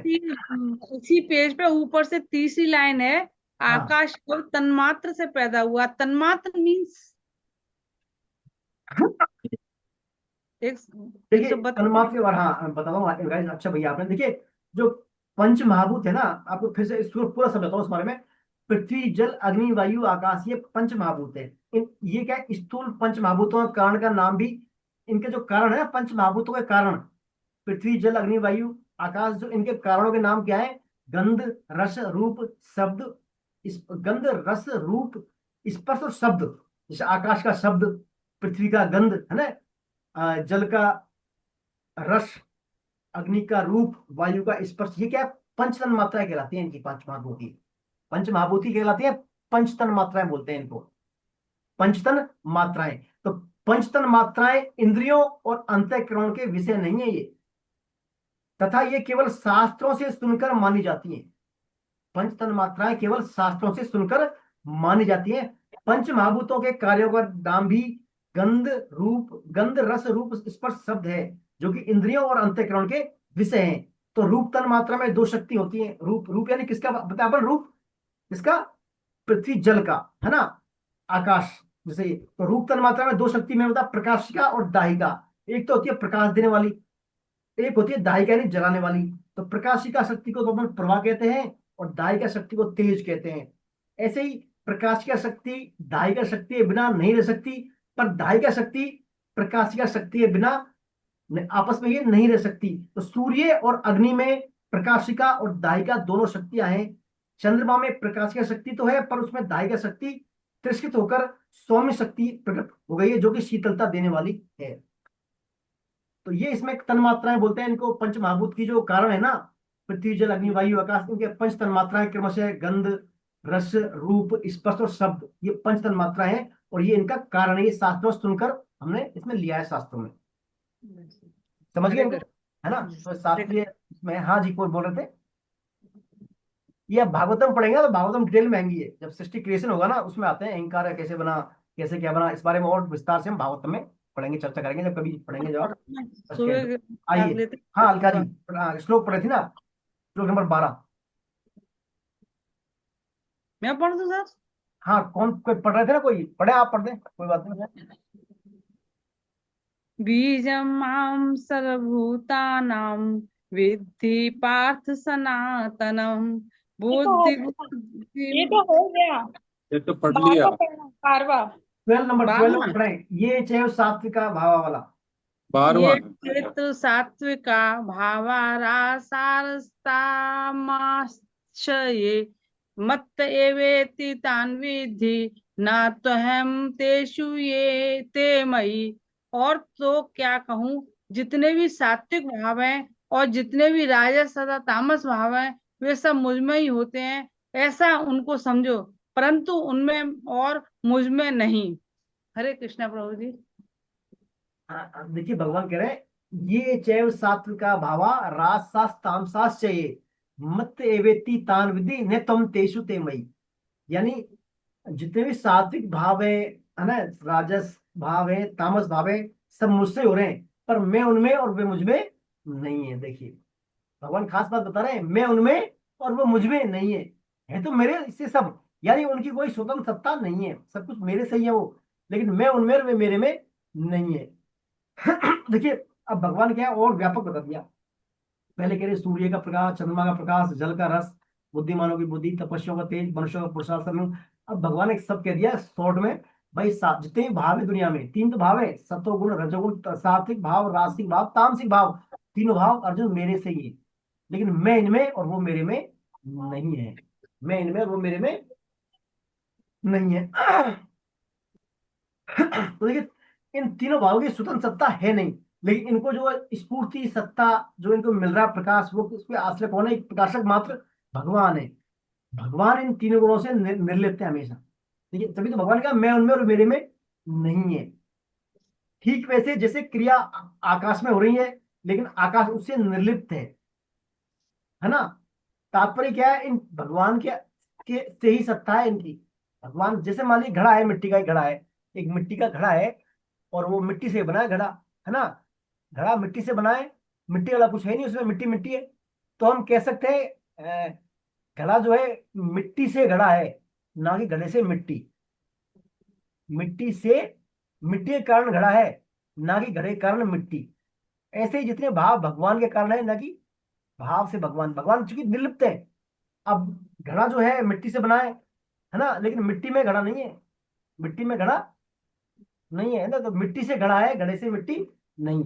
ऐसे समझे इसको, यानी तीनों भाव भगवान से है, लेकिन भगवान उनमें और वो भगवान में नहीं है ना। तो अब जब हमारी जैसे कई बार दृष्टि जाती है किसी की तरफ, कोई सात्विकता में है, कोई रासिक उसमें है, कोई तामसिकता में है, तो हम क्या है उन भाव में ना उलझे। ये देखो कैसा तामसिक है, इसमें क्या भाव है, उन भाव में नहीं उलझकर जो भाव के मूल में है उसमें भगवान की तरफ ध्यान जाए हमारा। तो भगवान ने खुद ने देख के लिए तामस भी भाव मेरे से है। यानी कोई जैसे व्यक्ति मान लीजिए हम खास तो सात्विक तो मानते ही भगवान के, कोई मान लीजिए तामसिक व्यक्ति है ना, वो तामसिक निषेधात्मक आचरण कर रहा है, उसमें भी क्या है हमें, उसके मूल में भी कौन है? भगवान। निषेधात्मक में भगवान क्या कहते हैं, धूलम मतलब धूत कीड़ा में भी मैं ही हूँ। भगवान कहते हैं कोई खेलता है ना कीड़ा करते हैं गैम्बलिंग, भूत कीड़ा, भूत कीड़ा भी अर्जुन मेरी विभूति है। तो यानी कोई मान लीजिए धूत कीड़ा के फलस्वरूप खेल रहा है और उसको लॉस हो रहा है, प्रतिकूलता मिल रही है, तो प्रतिकूलता तो जीवन में उसकी आ रही है, यानी दुख आ रहे हैं उसके में, नरक रूपी दुख आ रहे हैं। तो वो नरक रूपी दुख भी कौन है? भगवान की विभूति है। वहां भी भगवान के दर्शन है उसमें, वही भगवान के कारण है। अब प्रतिकूलता इसलिए क्योंकि उसने निश्चित कर्म कर दिए, तो भगवान प्रतिकूलता परिणाम में आ रहे हैं। और वो सात्विक आचरण करता तो भगवान सात्विक रूप में आते, अनुकूलता के रूप में आते, है ना। तो जो भी भाव जिस भाव से हम करते हैं उसका रिएक्शन में कौन है? भगवान ही है ना। जितने भी भाव है वो भगवान के ही रूप है। बस हमारा किस एंगल से हम कौन सा कर्म कर रहे हैं, भाव क्या है, हमारा उद्देश्य क्या है, ये महत्व है। बाकी बात वही है। जैसे तुम उदाहरण दिया है, एक स्वाति नक्षत्र में जो जल की बूंद भी सर्प के मुंह में गिर जाए, स्वाति नक्षत्र में जल की बूंद सर्प के मुंह में गिर जाए तो विष बन जाती है वो। और वहीं स्वाति नक्षत्र में जल की बूंद सीपी में गिर जाए तो मोती बन जाती है वो।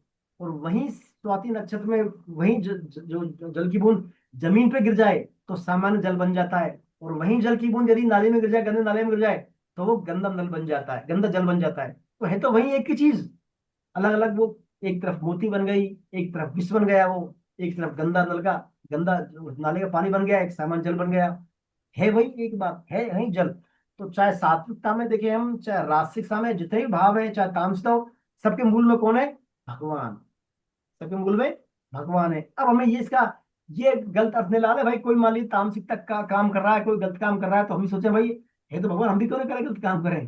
तो हमें ऐसा अनुसरण नहीं करना चाहिए, अनुकरण नहीं करना चाहिए। दो बातें, अनुकरण और अनुसरण। अनुसरण और अनुकरण।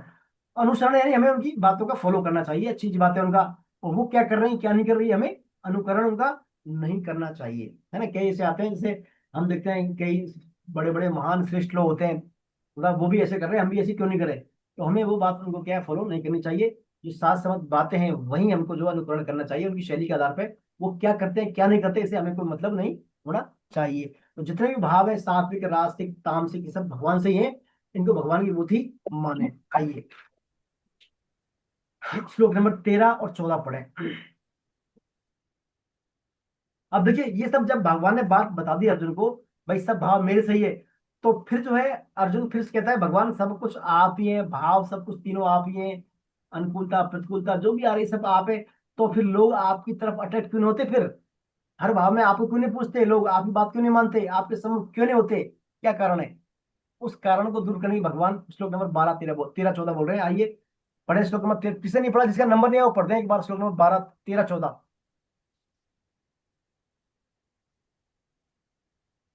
नहीं पढ़ा तो मैं पढ़ूं। जय श्री कृष्ण। हाँ पढ़े सर, पढ़े। मैं पढ़ रहा हूँ। हाँ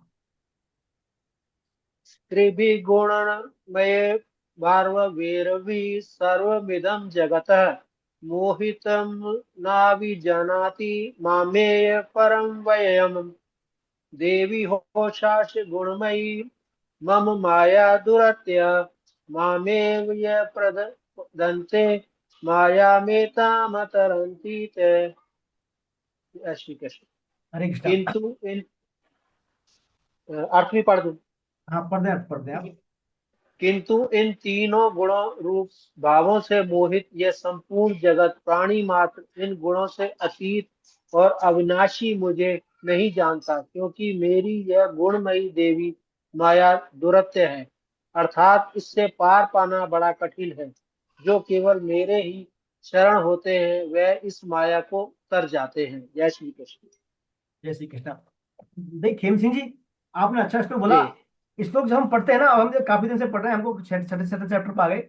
श्लोक जब हम जी पढ़ते हैं ना, तो उसको श्लोक हम चार पार्ट, चार चरण कर लें, इसको डिवाइड कर लें चार चरणों में, है ना। जैसे आपने जी ये इसमें से ये था, त्रिभिर गुणमय भावई देवी जी सर्वमिदं जगत, है ना। फिर जी इसमें है जी मोहितम ना भी जानाति मामेभ्य परमव्यम परमव्यम जी जी देवी हेसा गुणमयी। एक चरण का ये हो गया, देवी हेसा गुणमयी मम माया द्रुतया। जी दूसरा चरण हो गया। फिर तीसरा आता है मामे वे प्रपद्यन्ते। फिर फोर्थ चरण है माया में कान तरंती ते। ऐसे जी चार चरणों में बांट लेंगे ना हम, तो पढ़ने में सहज हो जाएगा हमारे। जैसे इसको पढ़े फिर से, देवी हेसा गुणमयी मम माया दुरत्यया मामेव ये प्रपद्यन्ते माया में तान तरंती ते। तो ऐसे चार चरणों में बांट के पढ़ेंगे ना, तो अच्छा पढ़ने में लगेगा और अच्छा सहज भी हो जाएगा पढ़ने में ना। वो देख लें, उसको आप डिवाइड कर लिया करो आप पढ़ने से पहले ना एक बार सभी, ये मेरा निवेदन है। उससे क्या अपना जो है प्रोनाउंसिएशन ठीक आएगा। तो देखिए इन श्लोकों में भगवान कह रहे हैं अर्जुन को कि मेरी तरफ सम्मुख सम्मुख क्यों नहीं होते सभी लोग, है ना। भगवान कह रहे हैं इन किंतु इन तीन गुण रूप भाव से मोहित है संपूर्ण जगत। संपूर्ण जगत देखिए, पूरा जगत ही मोहित है गुणों से। तो तीनों गुण रूप भाव से मोहित संपूर्ण जगत प्राणी मात्र इन गुणों से अतीत अविनाशी अविनाशी मुझे नहीं जानता।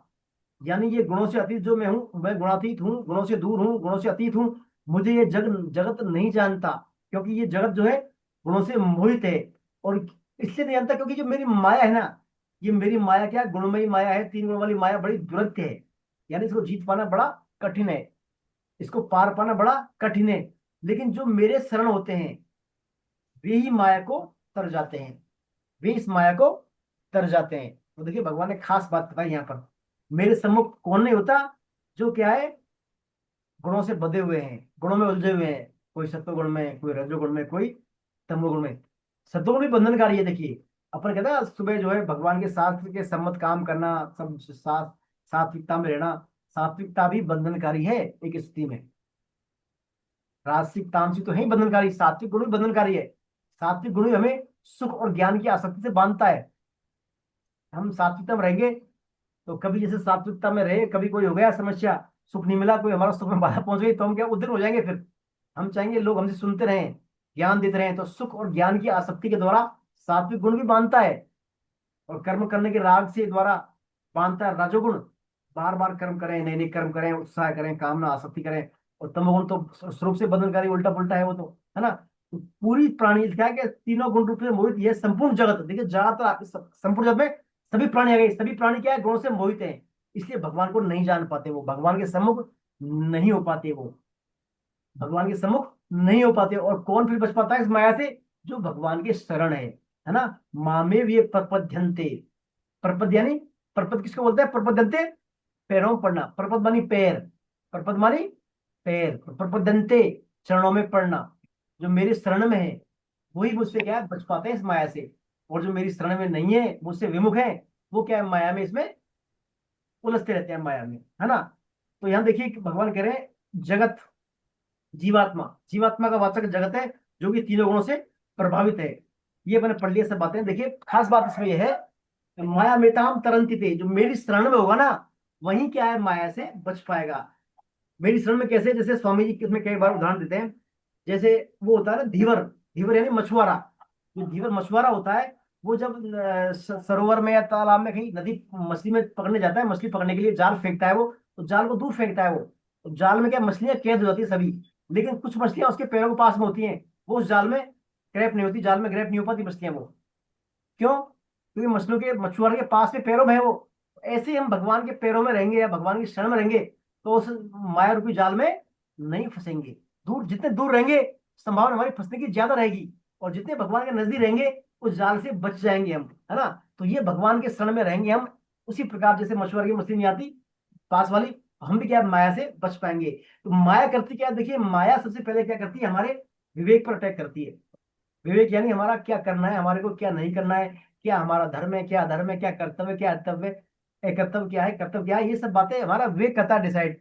तो माया सबसे पहले हमारे विवेक पर अटैक करती है, और जब विवेक हमारा काम नहीं करता तो फिर हम भगवान से अभिमुख हो जाते हैं, भूल जाते हैं, फिर संसार जो करवाता है वो कर लेते हैं, फिर हम क्या मन के गुलाम हो जाते हैं। मन हमारा प्रमथनशील जिद्दी है, मन क्या बुद्धि में बह जाता है, जहाँ जाना चाहता है वो। तो बेसिक कंसेप्ट है भगवान से विमुखता, है ना।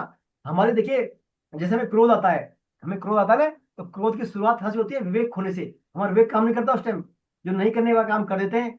और जब क्रोध हमारा खत्म होता है, हम नॉर्मल कंडीशन में आते हैं, तो खत्म होता है, पश्चाताप करते हैं फिर हम कि ऐसा क्यों कर दिया मैंने, भाई ऐसा पश्चाताप करते हैं ना हम, ये गलत कर दिया मैंने, ये क्यों हो गया, पश्चाताप।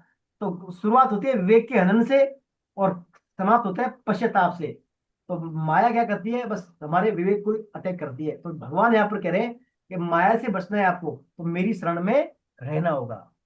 मेरी शरण, बिना मेरी शरण में आप, माया से आप नहीं बच सकते, क्योंकि माया क्या है, दुरत्य है। बड़े बड़े ऋषि मुनि हुए हैं, वो भी माया से नहीं बच पाए। हम तो क्या चीज है, विश्वामित्र जी जो कई तपस्या कर रहे हैं बड़ी बड़ी, वो भी क्या है, डिस्मिस हो जाते हैं कंचन कामनी के सामने, है ना। तो भगवान की माया बड़ी प्रबल है। सुदामा जी जब भगवान के वहां गए थे, आए थे भगवान के वहां से, जब द्वारिका से वापस आए थे, जब उनको जब देखा खुद का राज जो शाही कर दिया भगवान ने, उनको महल वगैरह सब कर दिया, देखा वहां पर जो सुदामा पूरी पूरी चेंज हो गई। तो सुदामा जी ने फर्स्ट प्रार्थना भगवान से की थी, भगवान इस माया से मेरे को मोहित मत कर देना, बस आपके चरणों से, आपकी शरण से मेरे को दूर मत कर देना। पहला सुदामा जी ने पहली जो है प्रार्थना भगवान से यही की थी। वहां आने के बाद देखा ना सब कुछ वहां पूरा शाही काम हो गया, तो बस मेरे को आपको इस शरण से आपकी दूर मत कर देना इस माया के कारण। तो भगवान सुदामा अंत समय तक भगवान के शरणार्थी रहे थे वो। तो मेन बात है, हम इन जो है राजसी ठाट में, राजसी में, सात्विक में, सात्विक में, तामसिकता में बहने जाए, इन गुणों से बंधित न बन जाए, तो जब तक हम भगवान की शरण में रहेंगे माया हमारा कुछ नहीं बिगाड़ पाएगी। माया कठपुतली के समान है, तीन डोरी है ना, कठपुतली हम ना हाथों से तीन डोरियां, कभी सत्वगुण में, कभी रजोगुण में। हर व्यक्ति देखिए तीनों गुण में आता है। हम सुबह सुबह उठते हैं तो सत्वगुण में रहते हैं, रहते हैं ना सुबह सत्वगुण में, भगवान का ध्यान भी करते हैं, जब भी करते हैं। जैसे जैसे दोपहर आती है, हम ऑफिस जाते हैं, हमारे वर्क करते हैं, जो भी काम करते हैं, रजोगुण में आते हैं, फिर और भी मस्ती करो, रजोगुण में होते हैं।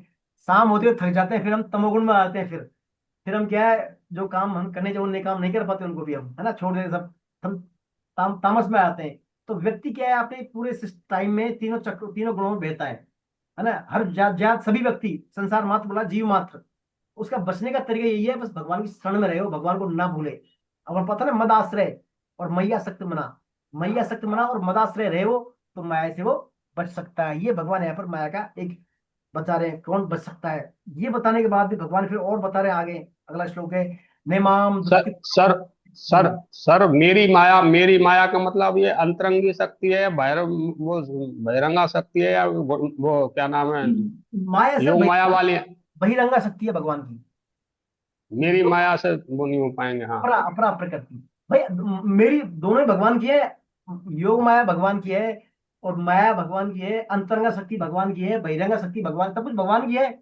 तो मेरी तो आएगा सब में ही, लेकिन ये जो हाँ, माया है ना, ये माया भगवान की बहिरंगा शक्ति है, अपरा प्रकृति है, यानी अपरा पृथ्वी योग ये। माया, योग माया तो योग माया तो अंत है, नहीं, हाँ, माया माया माया, सॉरी, माया, माया, हाँ। माया मेरी माया अपरा प्रकृति है भगवान की, यानी हाँ, योग पृथ्वी माया जल अग्नि अंतरंगा। वायु आकाश, पंच तत्व से बनी शक्ति है ना ये, पंच महाभूत वाली मामला है इसमें, है ना। हम्म। आपकी जो है चल संपत्ति हो सकती है, अचल संपत्ति हो सकती है, अपने नॉन रिलेटिव हो सकते हैं, मैं मेरापन, जहां आपका मैं मेरापन है ना, मालिक बन जाता है। देखिए व्यक्ति कब फंसता है, जब मालिक बन जाता है, जब जब उस भगवान, तो माया किसकी है, भगवान की, माया भगवान की है। अब उस माया को अपना मान लेगा ना वो, कि मेरी है साहब, ये तो ये सब कुछ मेरा ही है, सब कुछ मैंने किया है, ये जो जो एम्पायर खड़ा किया है मैंने, साम्राज्य प्रॉपर्टी खड़ी की है, सब कुछ ये मेरे ही है, परिवार सब मैंने किया है, मेरा ही है। जब मालिक बना जाता है उसमें, तो वो क्या, भगवान से फिर दूर हो जाता है, भगवान की शरण से दूर हो जाता है। ठीक है, ऐसे जैसे मान लीजिए कोई लड़का होता है, कोई लड़की होती है, विवाह उपरांत जब वो पति पत्नी बन जाते हैं, तो लड़का क्या बनता है, अपने को उस पत्नी का मालिक मान लेता है कि ये मेरी पत्नी है, मैं इसका पति हूँ। तो शादी से पहले तो वो माता पिता की शरण में रहता है, जैसे माता रहती है वैसे आज्ञा मानता है, माता की पिता की आज्ञा मानता है। लेकिन जैसे ही वो क्या है, पत्नी का पति बनता है, मालिक बनता है, तो माता पिता फिर उसको देखने नहीं सुनाते, फिर वो धीरे धीरे धीरे क्या है, उनसे दूर होता चला जाता है। तो जैसे ही मैं मेरेपन वाला भाव आ जाता है हमारे में, हम भगवान की माया को अपनी मान लेते हैं, तो स्वतः ही क्या है, फिर हम भगवान से फिर विमुख होते चले जाते हैं। तो मैं मेरापन बड़ा खतरनाक है, मालिकपना नहीं आना चाहिए हमारे में, सब कुछ भगवान का, जो भी हमें दिखे वो भगवान का, ये मान के चले हम ना। फिर इसके बाद जो है भगवान नेक्स्ट श्लोक बताते हैं,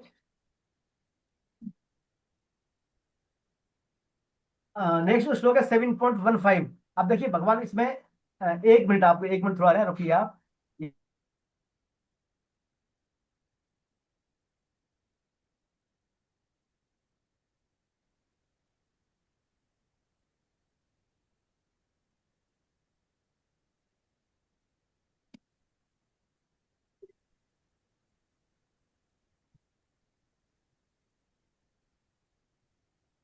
अब भगवान यही बात को अगले श्लोक में और आगे बढ़ाते हैं, है ना, कि जो मेरी माया के जो देश है वो कर जाते हैं, और कोने तते निमाम दुष्कृतो मूढ़ा प्रपद्यन्ते नराधमा माया प्रतिज्ञाना आश्रम भावमाश्रिता।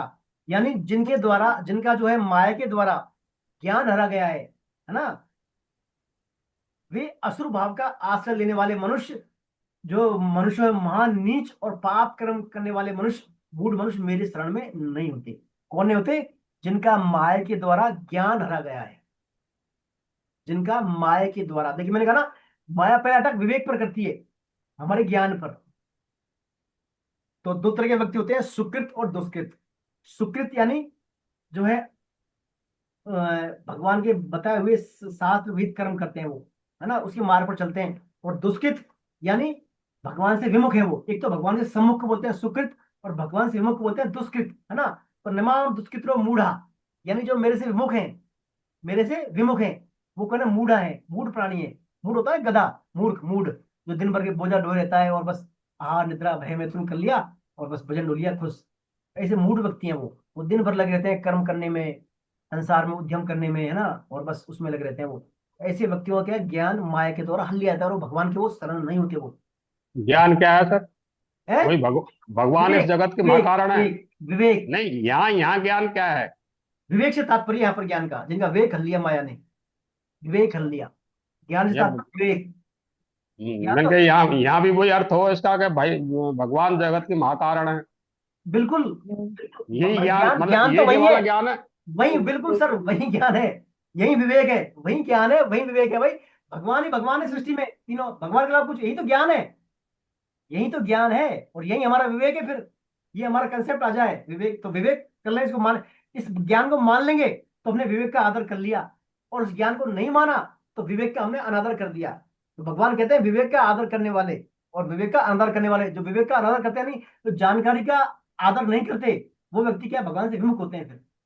तो ये ऐसे व्यक्ति भगवान से विमुख है, यानी वो दुष्कृत है, दुष्कृत नो, है ना, ज्ञान का आदर नहीं करने वाले, क्योंकि उनका ज्ञान किसने हल लिया, माया ने हल लिया, क्योंकि वो संसार भगवान से विमुख है, तभी तो माया ने ज्ञान हल लिया उनका, है ना। ऐसे व्यक्ति क्या है, भगवान के सम्मुख नहीं होते, और वो मनुष्यों में उनको महान नीच बोला है, नीच कर्म करने वाले मनुष्य ऐसे क्या है, मेरे शरण नहीं होते, महान नीच व्यक्ति।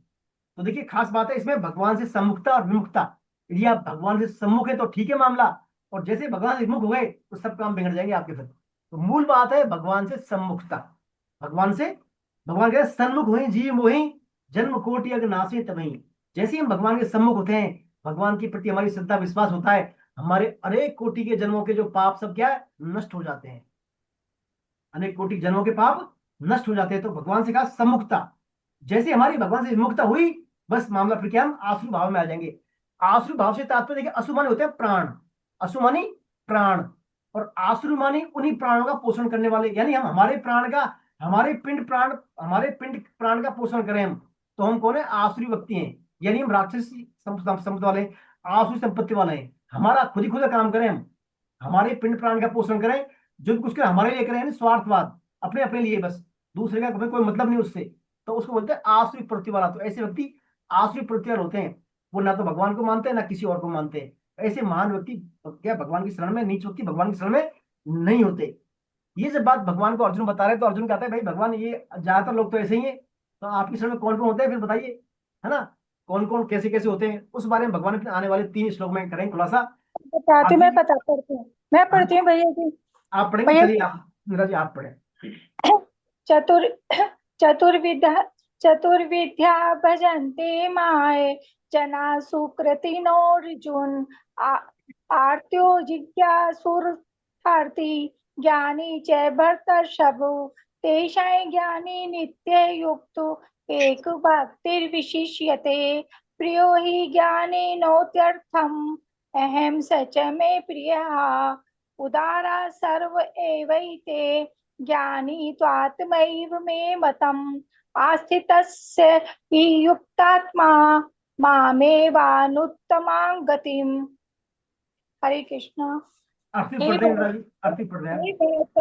हे भरतवर्षी अर्जुन, श्रेष्ठ अर्जुन, पवित्र कर्म करने वाले अर्थार्थी, आर्त, जिज्ञासु और ज्ञानी अर्थात प्रेमी, ये 4 प्रकार के मनुष्य मेरे भजन करते हैं, अर्थात मेरे शरण होते हैं। उन 4 भक्तों में मुझ में निरंतर लगा हुआ अनन्य भक्ति वाला ज्ञानी अर्थात प्रेमी भक्त श्रेष्ठ है, क्योंकि ज्ञानी भक्त को मैं अत्यंत प्रिय हूँ और वह मुझे अत्यंत प्रिय है। पहले कहे हुए सबके सब चारों ही भक्त बड़े उदार श्रेष्ठ भाव वाले हैं, परंतु ज्ञानी प्रेमी तो मेरा स्वरूप ही है, ऐसा मेरा मत है, कारण कि वह मुझसे अभिन्न है और जिससे श्रेष्ठ दूसरी गति नहीं है। ऐसे मुझ में ही दृढ़ निश्चय दृढ़ स्थित है। हरे कृष्णा। हरे कृष्णा। तो देखिए यहाँ पर भगवान ने फिर भेद खोल दिया, है ना, कि मेरे जो है 4 प्रकार के भक्त मेरे शरण में होते हैं। कौन कौन, आर्थ, अर्थार्थी, जिज्ञासु और ज्ञानी। 4 तरह के लोग मेरी शरण में आते हैं। आर्थ यानी जो पीड़ित है, यानी दुखी है, वो संकट में कालीन, संकट में स्थित, संकट में है वो, है ना, संकट में भगवान को पुकारते हैं। जैसे द्रौपदी ने पुकारा था भगवान को संकट में, है ना, जब द्रौपदी का चीर हुआ था तो भगवान को पुकारा उसने, तो वो आर्थ भक्त हो गई द्रौपदी, आर्थ भक्त। दूसरा आते हैं अर्थार्थी, यानी जो भगवान से अर्थ चाहते हैं, पैसा चाहते हैं, है ना, पैसे के लिए भाई मेरे पैसा मिलता रहे, मेरे को मेरी अनुकूलता आ जाए, मन की इच्छाएं पूरी हो जाए, वो भगवान के प्राण होते हैं। उनमें आता है उदाहरण बालक ध्रुव का। ध्रुव का उदाहरण ऐसे आता है उसमें, जब ध्रुव जी छोटे से थे तो अपने पिता उत्तानपाद की एक बार गोदी में बैठने गए वो, तो उनकी एक सौतेली माँ थी, सुनीति, सुरुचि, सुनीति नाम था उनका। तो सौतेली माँ ने कह दिया बेटा ये तो क्या है, इसके लिए आपको अभी आप योग नहीं हो, इसके लिए आपको मेरी कोख से जन्म लेना पड़ेगा, तब आप किसी राजा महाराज की गोदी में बैठने योग हो गए। तो ये बालक जो है 7 साल के थे, तो उनको बड़ी चुभ गई बात वो। तो ध्रुव जी ने अपनी माता से कहा, सुनीति से, सुनीति थी माता, तो सुनीति से कहा माता ऐसे ऐसे बोला मेरे को दूसरी माता ने, बड़ी माता ने। तो उन्होंने कहा भाई बेटा ठीक है बोला है उसने, आपको इसके लिए तो उनकी जो है वो है, और उसकी कोख में जन्म लेना पड़ेगा, तभी आप राज के उत्तराधिकारी बनोगे, क्योंकि महाराज जो है उनसे ज्यादा नजदीक है महाराज। तो फिर ये बात ध्रुव जी को जब दिमाग में बैठ गया उनके, तो वो क्या चले गए, बोले मैं ठीक है भगवान से मांगूंगा कि मेरे जन्म में, इस कोख में मेरे को जन्म मिले, जाता हूँ मैं। तो ध्रुव जी महाराज डेडिकेट होकर क्या जंगल में चले गए, वहां पर, वहां उनको नारद जी मिले, उनकी परीक्षा ली, कहते अभी बहुत छोटे हो आप, जंगल में शेर है, ये है वो, चले जाओ आप, आपको कुछ नहीं होगा, जाओ, मैं कह दूंगा महाराज से आपको बैठा दूंगा उनकी गोदी में, उनके पास मैं रिकमेंड कर दूंगा आपका। तो भी नहीं माने वो ध्रुव जी। नहीं, मैं तो माँ ने कह दिया, मेरी ने मुझे भगवान से ही बात करनी है, भगवान से कहना है, ये काम करना है, ऐसे कैसे हो गया। तो उनका दृढ़ निश्चय देखकर नारद जी ने फिर उनको मंत्र दिया, बताया कि ओम नमो भगवते वासुदेवाय वाला मंत्र बताया। उन्होंने क्या है, कई मतलब जो लगभग 6 महीने तक, कुछ महीने भूखे रहे वो, कुछ महीने एक पैर पर खड़े रहे, कुछ समय उन्होंने खाली सूखे पत्ते खाए, खाली वायु का सेवन किया, ऐसे करके उन्होंने तपस्या की। और 6-7 महीने में भगवान के दर्शन हो गए उनको। तो ध्रुव जी ने शुरुआत तो की थी पिताजी का राज प्राप्त करने के, पिताजी का वो प्राप्त करने के लिए, लेकिन बाद में क्या है, उन्होंने चेंज हो गया वो, है ना। उनको बड़ा पश्चाताप हुआ कि मैंने किस छोटी बात के लिए भगवान को कर दिया, है ना। तो ध्रुव जी का इसमें आता है अर्थार्थी भक्तों में उदाहरण आता है श्रेष्ठ ध्रुव जी का। अर्थ अर्थार्थी एक होते हैं जिज्ञासु, यानी भगवान से जानने के, जो अपने स्वरूप को जानना चाहते हैं, भगवान में कौन हूँ, आपका अंश हूं मैं, कैसा हूँ, क्या हूँ, अपना स्वरूप को जानने की इच्छा, वो होते हैं जिज्ञासु भक्त। चाहते भगवान से ही वो, देखिए, और किसी नहीं, सिर्फ भगवान से। आते तो ही भगवान से, अर्थार्थी है तो ही भगवान से, और जिज्ञासु तो ही भगवान से। जिज्ञासु में उदाहरण आता है उद्धव जी का। और यहाँ कुछ हमें तक अर्जुन जी भी, अर्जुन अर्जुन भी यहाँ पर वो भी जानना चाहते हैं क्यों क्या हो रहा है, ऐसा है ना। अर्जुन को भी इसमें हम ले सकते हैं। एक होता है इसमें जिज्ञासु भक्त, और चौथा आता है ज्ञानी या प्रेमी भक्त। ज्ञानी या प्रेमी भक्त क्या है, भगवान का प्रेम चाहता है, बस वो कैसे भगवान खुश रहे मेरी वजह से, मुझे भले ही कुछ भी हो जाए, मुझे स्वर्ग मिले, नरक मिले, सुख मिले, दुख मिले, कुछ ही मिल जाए मेरे को, लेकिन भगवान जो है खुश होने चाहिए, बस वो है वास्तव में ज्ञानी, प्रेमी बोलते हैं उसको। 4 प्रकार के भक्त हैं भगवान के। चारों ही भगवान के प्रेमी है, चारों भगवान को प्रिय है, चारों भगवान को उदार बोला है। उदार इसलिए बोला है, वो कुछ भी चाहते हैं किससे, सिर्फ भगवान से, और किसी नहीं। आश्रय किसका, उनका मद आश्रय। मद आश्रय यानी भगवान का आश्रय होगा चारों का। चारों ही भगवान के भक्त हैं। कौन कौन से भक्त हो गए, आर्थ, अर्थार्थी, जिज्ञासु और ज्ञानी। या इनको आप ऐसे समझ सकते हैं, आपको याद करना हो, जैसे एक जो है पिताजी के 4 बेटे हैं। वो पिताजी घर में आते हैं, बाहर से आते हैं ऑफिस से काम करके, वो आम लेके आते हैं, वो आम, वो बड़े अच्छे अच्छे आम लेके आते हैं, आम का बैग लेके आते हैं, बड़ा बैग भर के आम, आम ला के रख देते हैं वो घर में। तो उनके बेटे आते हैं चारों, है ना। एक बेटा तो क्या है, एक बेटा तो क्या है, पिताजी के पड़ जाता है पीछे, अरे पिताजी क्या है, दो मेरे को, दो क्या लाओ मेरे को, दो दो इसको, क्या है, दो इसमें क्या लाओ मेरे को, फटाफट निकालो क्या है। वो तो चाहता है पिताजी से ना, क्या लाया, दो मेरे को आम, है ना। तो वो तो हो गया अर्थार्थी, वो तो जो चाहिए मेरे को, तो कैसे भी आप फटाफट दो आप। दूसरा बेटा क्या है, देखते ही रोने लगता है उनको। वो रोने इसलिए देता है कि वो कमजोर है। वो क्या है, रोऊंगा तो क्या पिताजी मेरे को दया करके मेरे को दे देंगे, रोऊंगा तो मेरे को दया करके अपने आप दे देंगे पिताजी, मेरे को मांगने की जरूरत नहीं पड़ेगी, है ना। क्योंकि मेरे को, मेरे अकेले सिर्फ मेरे भाई मेरे हाथ नहीं आने देंगे, अपने आप पिताजी दे देंगे मेरे को, और परिवार में दे देंगे, तो वो रोने लग जाता है। तो वो आर्त भक्त हो गया, पिताजी का आर्त सेवक हो गया वो। पहला हो गया अर्थार्थी। तीसरा जो बेटा है उनका, तीसरा जो बेटा है उनका, अ, जिज्ञासु कैटेगरी का, देखो, जो देखता है कि पिताजी मतलब क्या लाए इसमें, ये एक भाई रो रहा है, एक भाई के पीछे पड़ा है, इसमें है क्या आखिर ऐसा, क्या है इसमें, क्या लेके आए वो।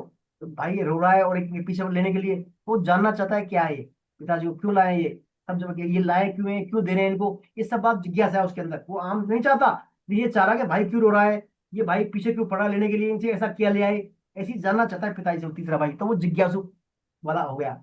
चौथा जो बेटा है उनका, वो ये नहीं देखा क्या लाए क्यों लाए हो, ये क्या कर रहे हैं, वो बस पिताजी बाहर से आए, आते उनको पानी पिलाएगा, पूछेगा आप कैसे हैं, उनकी सेवा करेगा, क्या लाए उसे मतलब नहीं है, बस पिताजी की वो सेवा करेगा, ध्यान रखेगा पिताजी आप सुबह के शाम को आए, पानी पीजिए, आप चाय बनवाए आपके लिए, सेवा करेगा पिताजी की वो। तो वो है ज्ञानी कैटेगरी वाला बेटा उनका, ज्ञानी सेवक, है ना। एक तो आम चाहते आम चाहता है उनसे, वो तो गया अर्थार्थी। एक को रोकर आम देना चाहता है, वो हो गया आर्थ। और एक क्यों लाए, क्या लाए, कैसे लाए, वो जानना चाहता है, वो जिज्ञास हो गया। और एक उससे मतलब नहीं क्या लाए क्यों नहीं लाए, बस पिताजी से मतलब है उनको, पिताजी आप आयो पानी पियो चाय पियो, आप कैसे हो, क्या है, बस सेवा करें उनकी। तो भगवान ने कहते हैं कि मेरे चारों जो भक्त है मेरे, इनमें ज्ञानी जो भक्त है ना, वो मुझे सबसे प्रिय है। ज्ञानी जो भक्त है, यानी प्रेमी भक्त है वो, क्योंकि वो मुझसे कुछ चाहता नहीं है वो, हालांकि मैं तो बहुत देना चाहता हूँ उसको। आखिर में पिताजी जब कहीं भी जाते हैं ना, उस जो पिताजी कहीं भी जाते हैं, तो अपनी जो तिजोरी की चाबी या अपना पूरा घर की जिम्मेदारी उस ज्ञानी बेटे को बता के जाते हैं, बेटा मैं जा रहा हूँ ये काम करना है, और वो नहीं बताते, क्योंकि वो पिताजी के क्या है, विश्वासमंद है, पिताजी पर श्रद्धा हो गई, उसकी विश्वास हो गया, भरोसेमंद है वो, ईमानदार से काम करता है पूरा, वो पूरी जिम्मेदारी। तो ऐसे ही भगवान कहते हैं जो ज्ञानी भक्त हैं, वो मुझे सब है, तो मुझे सभी प्रिय है, लेकिन खास प्रिय है ज्ञानी भक्त। उनमें आता है उदाहरण गोपियों का। किनका आता है, गोपियों का। जो गोपियां थी ना वृंदावन में भगवान के वहां पर, वो गोपियां ज्ञानी भक्त हैं। एक बार देखिए इसमें आता है, एक बार जो है नारद जी ने पूछा भगवान से, कि भगवान आपकी जो गोपियां हैं, आप गोपी के साथ लीलाएं करते हैं वहां पर। जब गोपियां तो क्या है, आपके सबके पति हैं, इनके बच्चे हैं, परिवार है, फिर भी आपके ही आपका रमण करती रहती हैं। आपका चिंतन दही बिलोती है तो आपका चिंतन, गाय धोती है तो आपका चिंतन, पतियों की सेवा करती है तो आपका चिंतन, सब काम करते हैं आपका चिंतन। ऐसा क्या है गोपियों में, ऐसा कैसा भाव है इनका, मैं वो टेस्ट करना चाहता हूँ। और भी बहुत है आपके लिए, आप गोपी गोपियां क्यों करते हैं, आप गोपियां आपका क्यों करती है। तो नारद जी ने जब बताया, जो भगवान ने उसको बताया, नारद जी की परीक्षा के माध्यम से बताया उसको। एक दिन जो है नारद जी भगवान के धाम में गए, वहां भगवान वहां लेटे हुए थे शांत। तो नारद जी ने कहा, प्रभु आप आज शांत कैसे, बोले मेरा आज क्या भगवान, नारद जी आज मेरे जो है सिर में दर्द है, आज सुना सिर में मेरा दर्द हो रहा है। तो ये सिर दर्द मेरा कब हो सकता है, जब मेरे भक्तों की चरण की रज लाओ ना आप, तो मेरा इस सिर में दर्द दूर हो सकता है। भक्तों की चरण, जो भक्तों की चरण की धूलियां वो लाओगे, बुलाओगे, उससे मेरा सिर दर्द दूर हो सकता है। अरे प्रभु ये क्या बात है, अभी ले आता हूँ मैं। तो नारद जी गए उनके भक्तों के पास, जो बड़े बड़े भक्त हैं उनके सबके पास। तो उनसे कहा, भाई ऐसे ऐसे प्रभु को सिर में दर्द है, प्रभु ने आपके जो है चरण की धूल मंगाई है। तो सबने कहा, ये क्या बोल रहे हो आप नाराज जी, आप हमें क्या मरवाओगे आप, हमारे चरण की धूल भगवान के सिर पे। नहीं नहीं, हम तो नहीं देंगे, हमें क्या पाप का भाई मत बनाइए आप, हम महान नरक में जाएंगे, हमारे पैरों पर धूल भगवान लाएंगे, क्या कर रहे हो आप। सबने मना कर दिया। दूसरे के पास गए तो उनने भी कहा, नहीं नहीं, ये तो हम नहीं कर सकते भगवान के लिए, हम तो वो कहाँ भगवान, हम कहाँ, हमारे चरणों की धूल धुलाते हैं हमको, हमारा क्या है, वो कई नरकों में वास होगा, पूरा बुरा अहित हो जाएगा हमारा, हम ये काम नहीं कर सकते भगवान के लिए, तो भगवान है हमारे। सबने मना कर दिया। भक्तों ने, बड़े बड़े भक्तों ने, वो गोपियों के पास गए। तो गोपियों ने बताया जब कि ऐसे ऐसे भगवान तो आज जो है वहां मैं आया हूँ। तो ये नारद जी क्या है, वो पूरे ब्रह्मांड में चलायमान सब जगह रहते थे वो, कि भगवान ने कहा है भाई मेरे भक्तों की वो चाहिए मेरे को। तो गोपी तुरंत बोल, कितनी चाहिए ले जाओ आप, और ले जाओ आप, कितनी चाहिए जितनी ले जाओ आप, लेकिन जल्दी ले जाओ फटाफट, भगवान का दर्द सही करो आप। तो उन्होंने नहीं सोचा कि हमारे क्या होगा क्या नहीं, नहीं आप तो ले जाइए जाइए भगवान को, आप तो उनको शांति मिले, उनको दर्द सही हो जाए उनका, तुरंत उन्होंने दे दी। ऐसे होते हैं सच्चे प्रेमी, उनको सिर्फ क्या है, देने देने का भाव होता है, लेने का भाव नहीं होता, उसको बोलते हैं प्रेमास्पद। प्रेम में सिर्फ क्या है, देने देने का भाव होता है, लेने वाला भाव। और जो तीन के थे पहले वाले भक्त थे, उनमें कहीं के लेने वाला भाव था कि हम दे देंगे तो हमें क्या, फिर इसका नेगेटिव मिल जाएगा, हमारे क्या है मामला गड़बड़ हो जाएगा। तो वो क्या सच्चा प्रेम नहीं होता। वो जिस प्रेम में आदान प्रदान वाला भाव होता है ना, आप हमें खुश कीजिए, हम आपको खुश करेंगे, आप हमारी जो है ग्रेटिफिकेशन, सेंस ग्रेटिफिकेशन कीजिए, तो वो क्या है वास्तव में प्रेम नहीं है, वो आदान प्रदान व्यापार है वो। लेकिन जो गोपियों का जो प्रेम था, देने देने का भाव, वो वास्तव में प्रेम था। तो ऐसे भक्तों के लिए भगवान कहते हैं वो मेरे लिए खास प्रिय हैं, मैं उनके लिए कभी अदृश्य नहीं होता, और ना वो मेरे लिए कभी अदृश्य होते। तो ज्ञानी या प्रेमी कैटेगरी के चार प्रकार के भक्तों में चौथे जो है सबसे भगवान के प्रिय भक्त हैं वो, है ना। फिर भगवान इसमें देखिए एक आता है उदाहरण, इनमें आता है एक भरत जी का उदाहरण भी आता है, भरत जी का। भगवान के भरत है, राम लक्ष्मण भरत शत्रुघ्न, भरत जी भगवान वो भी क्या है, ज्ञानी प्रेमी भक्त है, बड़े भक्त है भगवान के। जब जो भगवान वनवास में चले गए थे 14 साल के लिए, तो फिर उन्होंने क्या है, जो भगवान की पादुकाओं से ही जो है उन्होंने 14 साल तक संभाला। उन्होंने कभी राज सिंहासन के नजदीक भी नहीं गए भरत जी वहां पर। और तो और उन्होंने अपना जो वेश जो है ना जटाजूट कर लिया था बिल्कुल, अपने बालों को सन्यासियों के समान कर लिया, और महल से दूर रहना, वहीं से राजकार्य पूरा संचालन करवाना, उनके प्रेरणा से, भगवान के जो चरणों के जो खड़ाऊ थे उनकी प्रेरणा से राज कराना। और तो और उन्होंने क्या है, अपना खाना पीना भी त्याग दिया था। वो सिर्फ जौ का सेवन करते थे भरत जी। जो आते हैं ना जौ, जौ को गाय को खिलाते थे, और जो गाय के गोबर में जो वापस आते थे, उन जौ को मूत्र में भिगोकर, उनको मूत्र में भिगोने के बाद उनका फिर सेवन करते थे भरत जी ने। बड़े भगवान के डेडिकेट भक्त थे भरत जी। जब भरत जी एक बार भगवान से मिलने गए थे, जब भरत मिलाप हुआ था, जब भरत जी जब ननिहाल से वापस आ गए थे, उनको पता लगा कि जब भगवान राम को वनवास दे दिया माता कैकेयी ने, तो पिताजी का जो शांत होने के बाद जब गए थे वहां पर, और जब वो गए थे वहां पर, सभी अयोध्यावासी बोले अपने साथ, अयोध्यावासी सब उनके हाथी घोड़े सब चल रहे थे, पूरी सेना वहां से, हम भी चलेंगे आराम से भगवान से मिलने। तो जब लक्ष्मण जी ने देखा उनको वहां, तो लक्ष्मण जी क्या है थोड़े हाइपर थे उस टाइम, देख के उनको एकदम भाग भगवान के पास है, भैया भैया भरत जो है, भरत जी भैया आ रहे हैं मारने के लिए आपको, आपको पूरा सेना का चढ़ाई करके आ रहे हैं वो, और पूरी शत्रुओं की सेना में आ रहे हैं, नहीं ये मेरा बाण नहीं, मैं यहीं से खत्म करता हूँ। ऐसा ऐसा उन्होंने कई बातें भरत जी ने, उनके भरत जी के लिए लक्ष्मण जी ने बोल दी वहां पर, गुस्से में आ गए वो। तो फिर भगवान राम ने देखिए क्या कहा भरत जी से। भगवान राम ने कहा, मसक फूक मकु मेर उड़ाई, होई ने नृप मधु भरत ही भाई। हे लक्ष्मण, मच्छर की फूंक से सुमेरु पर्वत भले उठ सकता है, मच्छर की फूंक से सुमेरु पर्वत भले उठ जाए, पर हे भाई मेरे भरत को राजमद कभी भी नहीं हो सकता। मेरे भक्त जो भरत है उसके लिए कभी राजमद नहीं हो सकता। लखन तुम्हारा शपथ कि तू आना, तुझे संबंध नहीं भरत समाना। लक्ष्मण मैं तुम्हारी शपथ खाकर कहता हूँ, तुम्हारी शपथ और पिताजी की शपथ खाकर कहता हूँ कि भरत के समान कोई पवित्र उत्तम भाई संसार में है ही नहीं। भरत के समान कोई पवित्र और उत्तम भाई संसार में है ही नहीं। जो ने होत जगत जन्म भरत को, सकल धर्म धुनि धर्म धरत को। यानी यदि भरत जैसा भाई नहीं होता तो संसार में इस धर्म की धुरी को धारण कौन करता। तो ऐसा देखिए, भगवान अपने प्रेमी भक्तों के प्रति, ज्ञानी भक्तों के प्रति ऐसा भाव रखते हैं। भक्त वत्सल है भगवान। भगवान का एक भक्त था सुग्रीव, वो विषयी भक्त था, लेकिन था भगवान का एक भक्त वो। तो भगवान जब अयोध्या में गए थे 14 वर्ष बाद, तो सुग्रीव जी को आगे रखते थे वो। जब भी अयोध्या वासियों से मिलते थे तो वो कहते, भाई ये हमारे मित्र सुग्रीव जी हैं, इनकी वजह से हमने क्या रावण को परास्त किया था लंका में, इनके सहयोग से हमने रावण को परास्त किया था, रावण का वध किया था वहां पर। तो अपने भक्तों को आगे रखते हैं भगवान हमेशा, है ना। तो ये भगवान कहते हैं कि मेरे भक्तों में सभी मेरे प्रिय हैं, लेकिन जो मेरे खास भक्त है, मेरे ज्ञानी प्रेमी, वो मुझे विशेष प्रिय है उस भक्त। ऐसा भगवान यहाँ पर अपनी जो है भक्त वत्सलता यानी आत्मीयता भक्तों के साथ भगवान प्रकट करते हैं। तो अपन आज यहीं तक करेंगे, है ना। अब जो है फिर टाइम जो हो गया,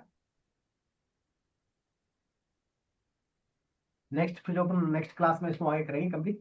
तो हमने आज जो हमने पढ़ा है ज्ञान विज्ञान योग चर्चा की है, इस बारे में आपको कोई भी शंका, कोई प्रश्न हो तो बताइए आप। फिलहाल 10 मिनट है अपने पास अभी। कोई भी आपका प्रश्न हो इस बारे में, क्वेरी हो ज्ञान विज्ञान के बारे में, आपने पढ़ा है ना, कहीं भी आपको लगे भाई ये बात हमारे समझ में नहीं आ रही क्या है, आप बेझिझक पूछ सकते हैं आप। सुखबीर सर, हाँ सर। क्या क्या लगा नहीं नहीं, आपको? मैंने तो बीच बीच में पूछ लिया था सर। आ गया समझ में जो हमने पढ़े हैं श्लोक, ये 18 श्लोक पढ़े हैं?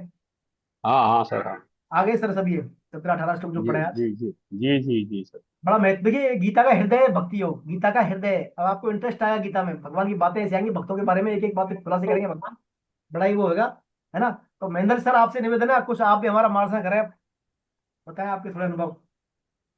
सर, सभी भक्तों को प्रणाम, हृदय से सभी को दंडोत प्रणाम। आपको प्रणाम हमारे आचार्य जी। मैंने समराइज करने के प्रयास किया है, जो मैं करता रहता हूँ आप लोगों की कृपा से। तो जो आज आचार्य जी ने सुनाया है, पढ़ाया है, उसी को ही मैं अब अपने शब्दों में कहने का प्रयास कर रहा हूँ कि मैं भगवान का हूँ, भगवान मेरे हैं। भक्ति को ज्ञान की आवश्यकता है और ज्ञान को भक्ति की, क्योंकि भक्ति के बिना ज्ञान लंगड़ा है और ज्ञान के बिना भक्ति अंधी है। गीता ज्ञान कर्म की भक्ति की त्रिवेणी है। बिना ज्ञान और कर्म के भक्ति प्रकट नहीं होती। ज्ञान व भक्ति की पूर्णता पर ज्ञान और वैराग्य एक ही हैं, क्योंकि वो भक्ति के पुत्र हैं, भक्ति माता के पुत्र हैं। सर्वश्रेष्ठ योगी होने के लिए दो मुख्य बातें बतलाई गई कि उसका मन केवल और केवल भगवान में आसक्त हो जाए, प्रेम की प्रबलता हो जाए, वो आश्रय केवल भगवान का ही हो। समग्र अर्थात एक ही परम तत्व, जो सगुण निर्गुण साकार निराकार अवतार अवतारी जड़ चेतन अधिभूत अधिदेव सहित जो विभिन्न नाम रूपों में प्रकट होता है, वो सब भगवान की प्रभु विभूतियां हैं। जैसे एक सोने से कितने ही गहने हो सकते हैं, नाम में अंतर हो सकता है, लेकिन मूल में तो सोना ही है। ऐसे ही परमात्मा की संपूर्ण विभूतियों और सामर्थ्य को कोई नहीं जान सकता, परंतु उन सब में तत्व से एक परमात्मा ही है, इसको हम जान सकते हैं। सब कुछ भगवान ही है, ऐसा अनुभव हो जाए, यही विज्ञान है। पंच महाभूत और मन बुद्धि अहंकार, ये 8 प्रकार की अपरा प्रकृति है और जीव मेरी परा प्रकृति है। चेतन तत्व जो अपरा प्रकृति के साथ साधम्य कर लेता है, तब वह जीव कहलाता है। अपरा जगत और परा जीव दोनों ही भगवान की प्रकृति शक्ति स्वभाव हैं। अतः भगवान के बिना इन दोनों की कोई सत्ता नहीं है। अहम मैं के कारण ही जगत जीव और परमात्मा तीन दिखते हैं, वास्तव में तीनों एक ही हैं। तात्पर्य है कि अपरा और परा प्रकृति के संयोग से पैदा होने वाले संपूर्ण प्राणी सबके सब एक भगवान ही हैं, उनके अलावा कुछ है नहीं। इसके लिए भगवान अपनी 17 विभूतियों का वर्णन करते हैं और उनके द्वारा, विभूतियों के द्वारा परमात्म तत्व का अनुभव करना ही असली पुरुषार्थ है। संपूर्ण प्राणियों में एक जीवनी शक्ति परमेश्वर ही है, जिससे वे जी रहे हैं। वे प्राण शक्ति भगवान ही हैं। सात्विक राजस और तामस तीनों ही भाव भगवान से हैं। इनकी स्वतंत्र सत्ता है ही नहीं। केवल मैं ही हूँ, मेरे सिवा और कुछ है ही नहीं, ये भगवान कहते हैं। समस्त भाव भगवान में ही हैं, वस्तुतः सर्वत्र एक परमात्मा ही है। माया को अपना मानकर माया से पार पाना बहुत कठिन है, और जब हम भगवान के सम्मुख हो जाते हैं तब माया हमारा कुछ नहीं बिगाड़ सकती। और जब उनसे हम विमुख हो जाते हैं तो माया हमें मोहित कर लेती है। माया से पार जाने का एक ही उपाय है, केवल और केवल एक मात्र भगवान की शरणागति। बड़े से बड़ा पाप भी हमारे कल्याण में बाधक नहीं हो सकता, क्योंकि भगवान की कृपा के आगे पाप ताप टिकते ही नहीं। वे तो शरणागत स्थल हैं। हमें हृदय से रो रो करके पुकारना है, तब भगवान अपने आप गर्वित हो जाते हैं। अर्थार्थी आर्त और जिज्ञासु में क्रमशः संसार का संबंध घटता जाता है और परमात्मा से संबंध बढ़ता जाता है। लेकिन ज्ञानी यानी प्रेमी भक्तों के प्राण धन तो केवल एकमात्र भगवान ही होते हैं। और जब भक्त एक भगवान के सिवा और कुछ नहीं चाहता, तब वह ज्ञानी प्रेमी भक्त होता है। जैसे कि गोपियां, कि ऐसा उत्कट अभिलाषा हो जाए कि मेरे को केवल भगवान ही प्यारे लगने लग जाएं, तब उसमें अर्थार्थीपना, आर्तपना और जिज्ञासुपना नहीं रह जाता है और वह प्रेमी हो जाता है। स्वामी जी कहते हैं कि अपने विवेक का सदुपयोग करके भक्त भगवान से संबंध जोड़ने की पहल करने लगता है। देवता शीघ्र फल देने वाले हैं, फिर भी संसार के प्रत्यक्ष सुख को छोड़कर एक भगवान का ही आश्रय लेकर भक्त भगवान की शरण ले लेते हैं और भक्तों की भगवान के साथ आत्मीय एकता हो जाती है। अर्थात भक्त और भगवान में कोई भेद नहीं रह जाता है। प्रेम के आदान प्रदान के लिए प्रेमी और प्रेमास्पद ये दो होते हुए भी एक हो जाते हैं। हरे कृष्णा प्रभु जी, आप सबको नमन। बहुत बढ़िया सर, बहुत बढ़िया। बहुत सुंदर आपने जो है इसको समराइज किया है। और कोई कुछ बोलना चाहेंगे जो आपने आज जो पढ़ा इस बारे में, किसी का कोई?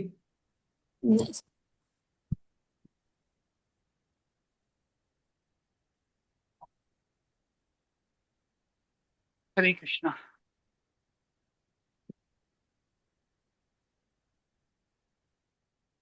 चलिए फिर हम आगे चलते हैं। आपने सबने एग्जाम दिया था शायद, है ना? एग्जाम तो सबने दिया ही। आपके सबसे हाईएस्ट स्कोरर अपने कौन रहे इसमें? गीता जी हैं? गीता जी आज, गीता गुप्ता शायद आज नहीं है।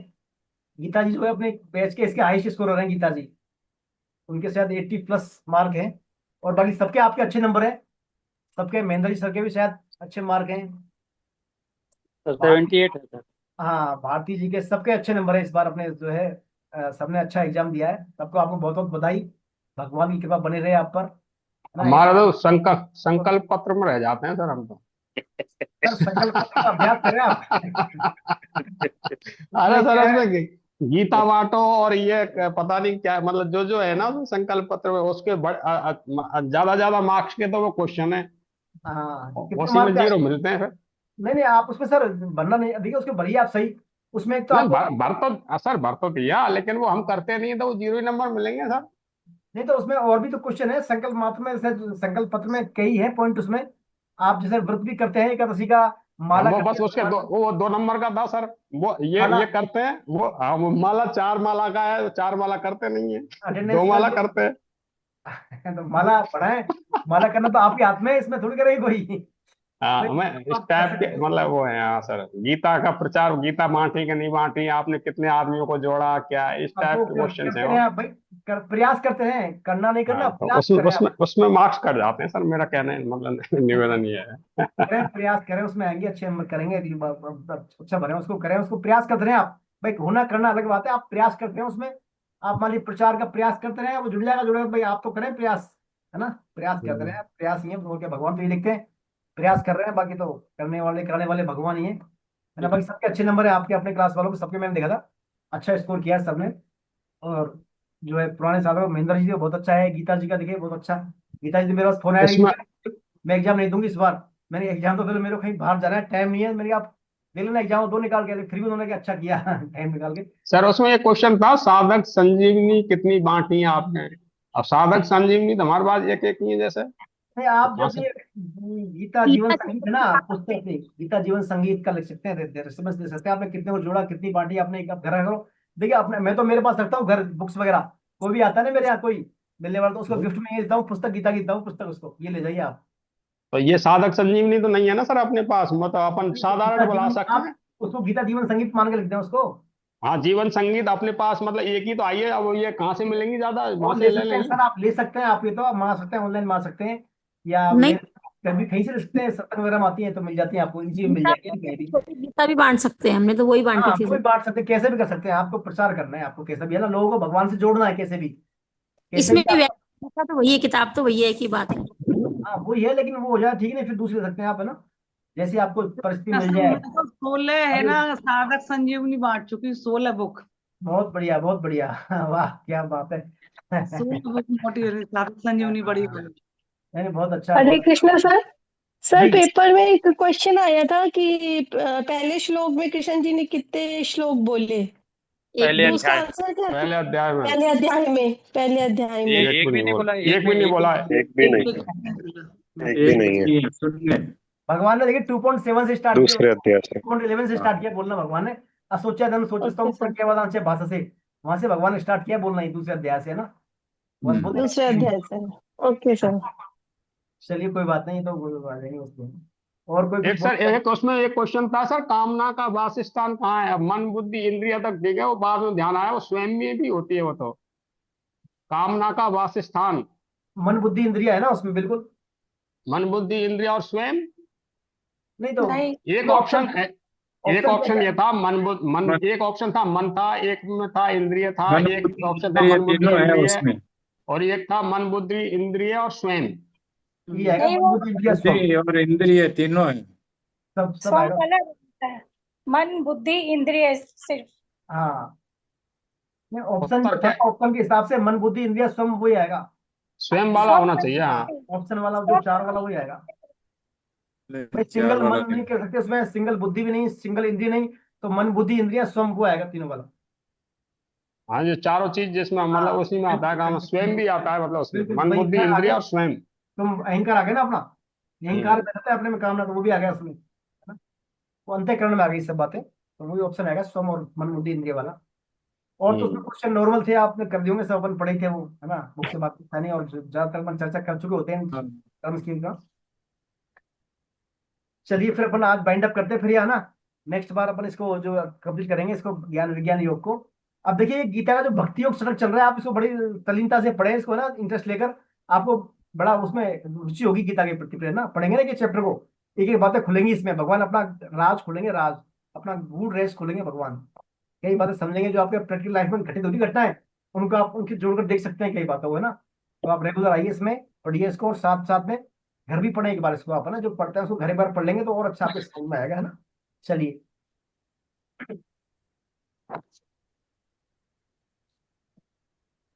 कीर्तन कर लेते हैं अपन, 2 मिनट है ना भगवान का। इंदिरा जी है, इंदिरा जी, हाँ जी भैया जी, चलिए हाँ। आप महामंत्र का कीर्तन कराएं 2 मिनट के लिए, फिर वाइंड अप करते हैं।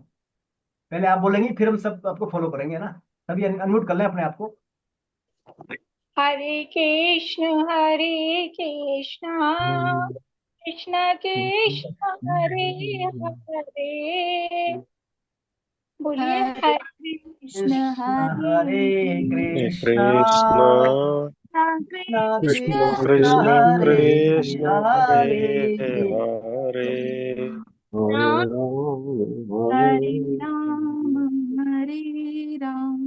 हरे, हरे हरे, हरे राम राम राम हरे हरे, हरे कृष्ण कृष्ण कृष्ण हरे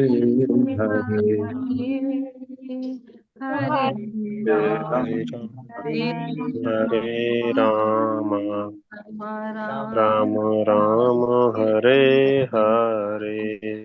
हरे कृष्णा, हरे कृष्णा, हरे कृष्ण। नाम संकीर्तनम यस्य नाम नाम संकीर्तनम यस्य सर्व पापनाशनम सर्व पाप प्रणाशनम प्रणामो दुख शमनमस्तम प्रणामो दुख समन्वितम नमामि हरिम परम। नमामि हरिं परम। बोलो वृंदावन बिहारी लाल की, लाल जय हो, जय हो। राधा गोविंद देव सरकार की, जय अर्जुन के सखा भगवान कृष्ण की, जय हो, अश्वान सुता राधा रानी की, जय हो, श्री श्री कृष्ण बलराम की, जय हो, जय हो, जय हो, जगन्नाथ बलदेव सुभद्रा मैया की, जय हो, नाथ नरसिंह देव की, जय हो, जय हो, अनंत कोटि वैष्णव वृंद की, जय हो। हरे कृष्ण महामंत्र की, मंत्र की जय जय। हो। हरिनाम संकीर्तन यज्ञ की, जय आज के आनंद की, आनंद की जय जय। जय हो। श्री वैष्णवों की जय। जय जय हो। हो। हमारे आचार्य जी हरे की जय। कृष्णा हरे कृष्णा हमारे आचार्य जी की जय हरे हो। कृष्णा जय हो। सतनाम जय सतनाम। हरे कृष्णा हरे कृष्णा। जय श्री कृष्ण, जय श्री कृष्ण, जय श्री कृष्ण।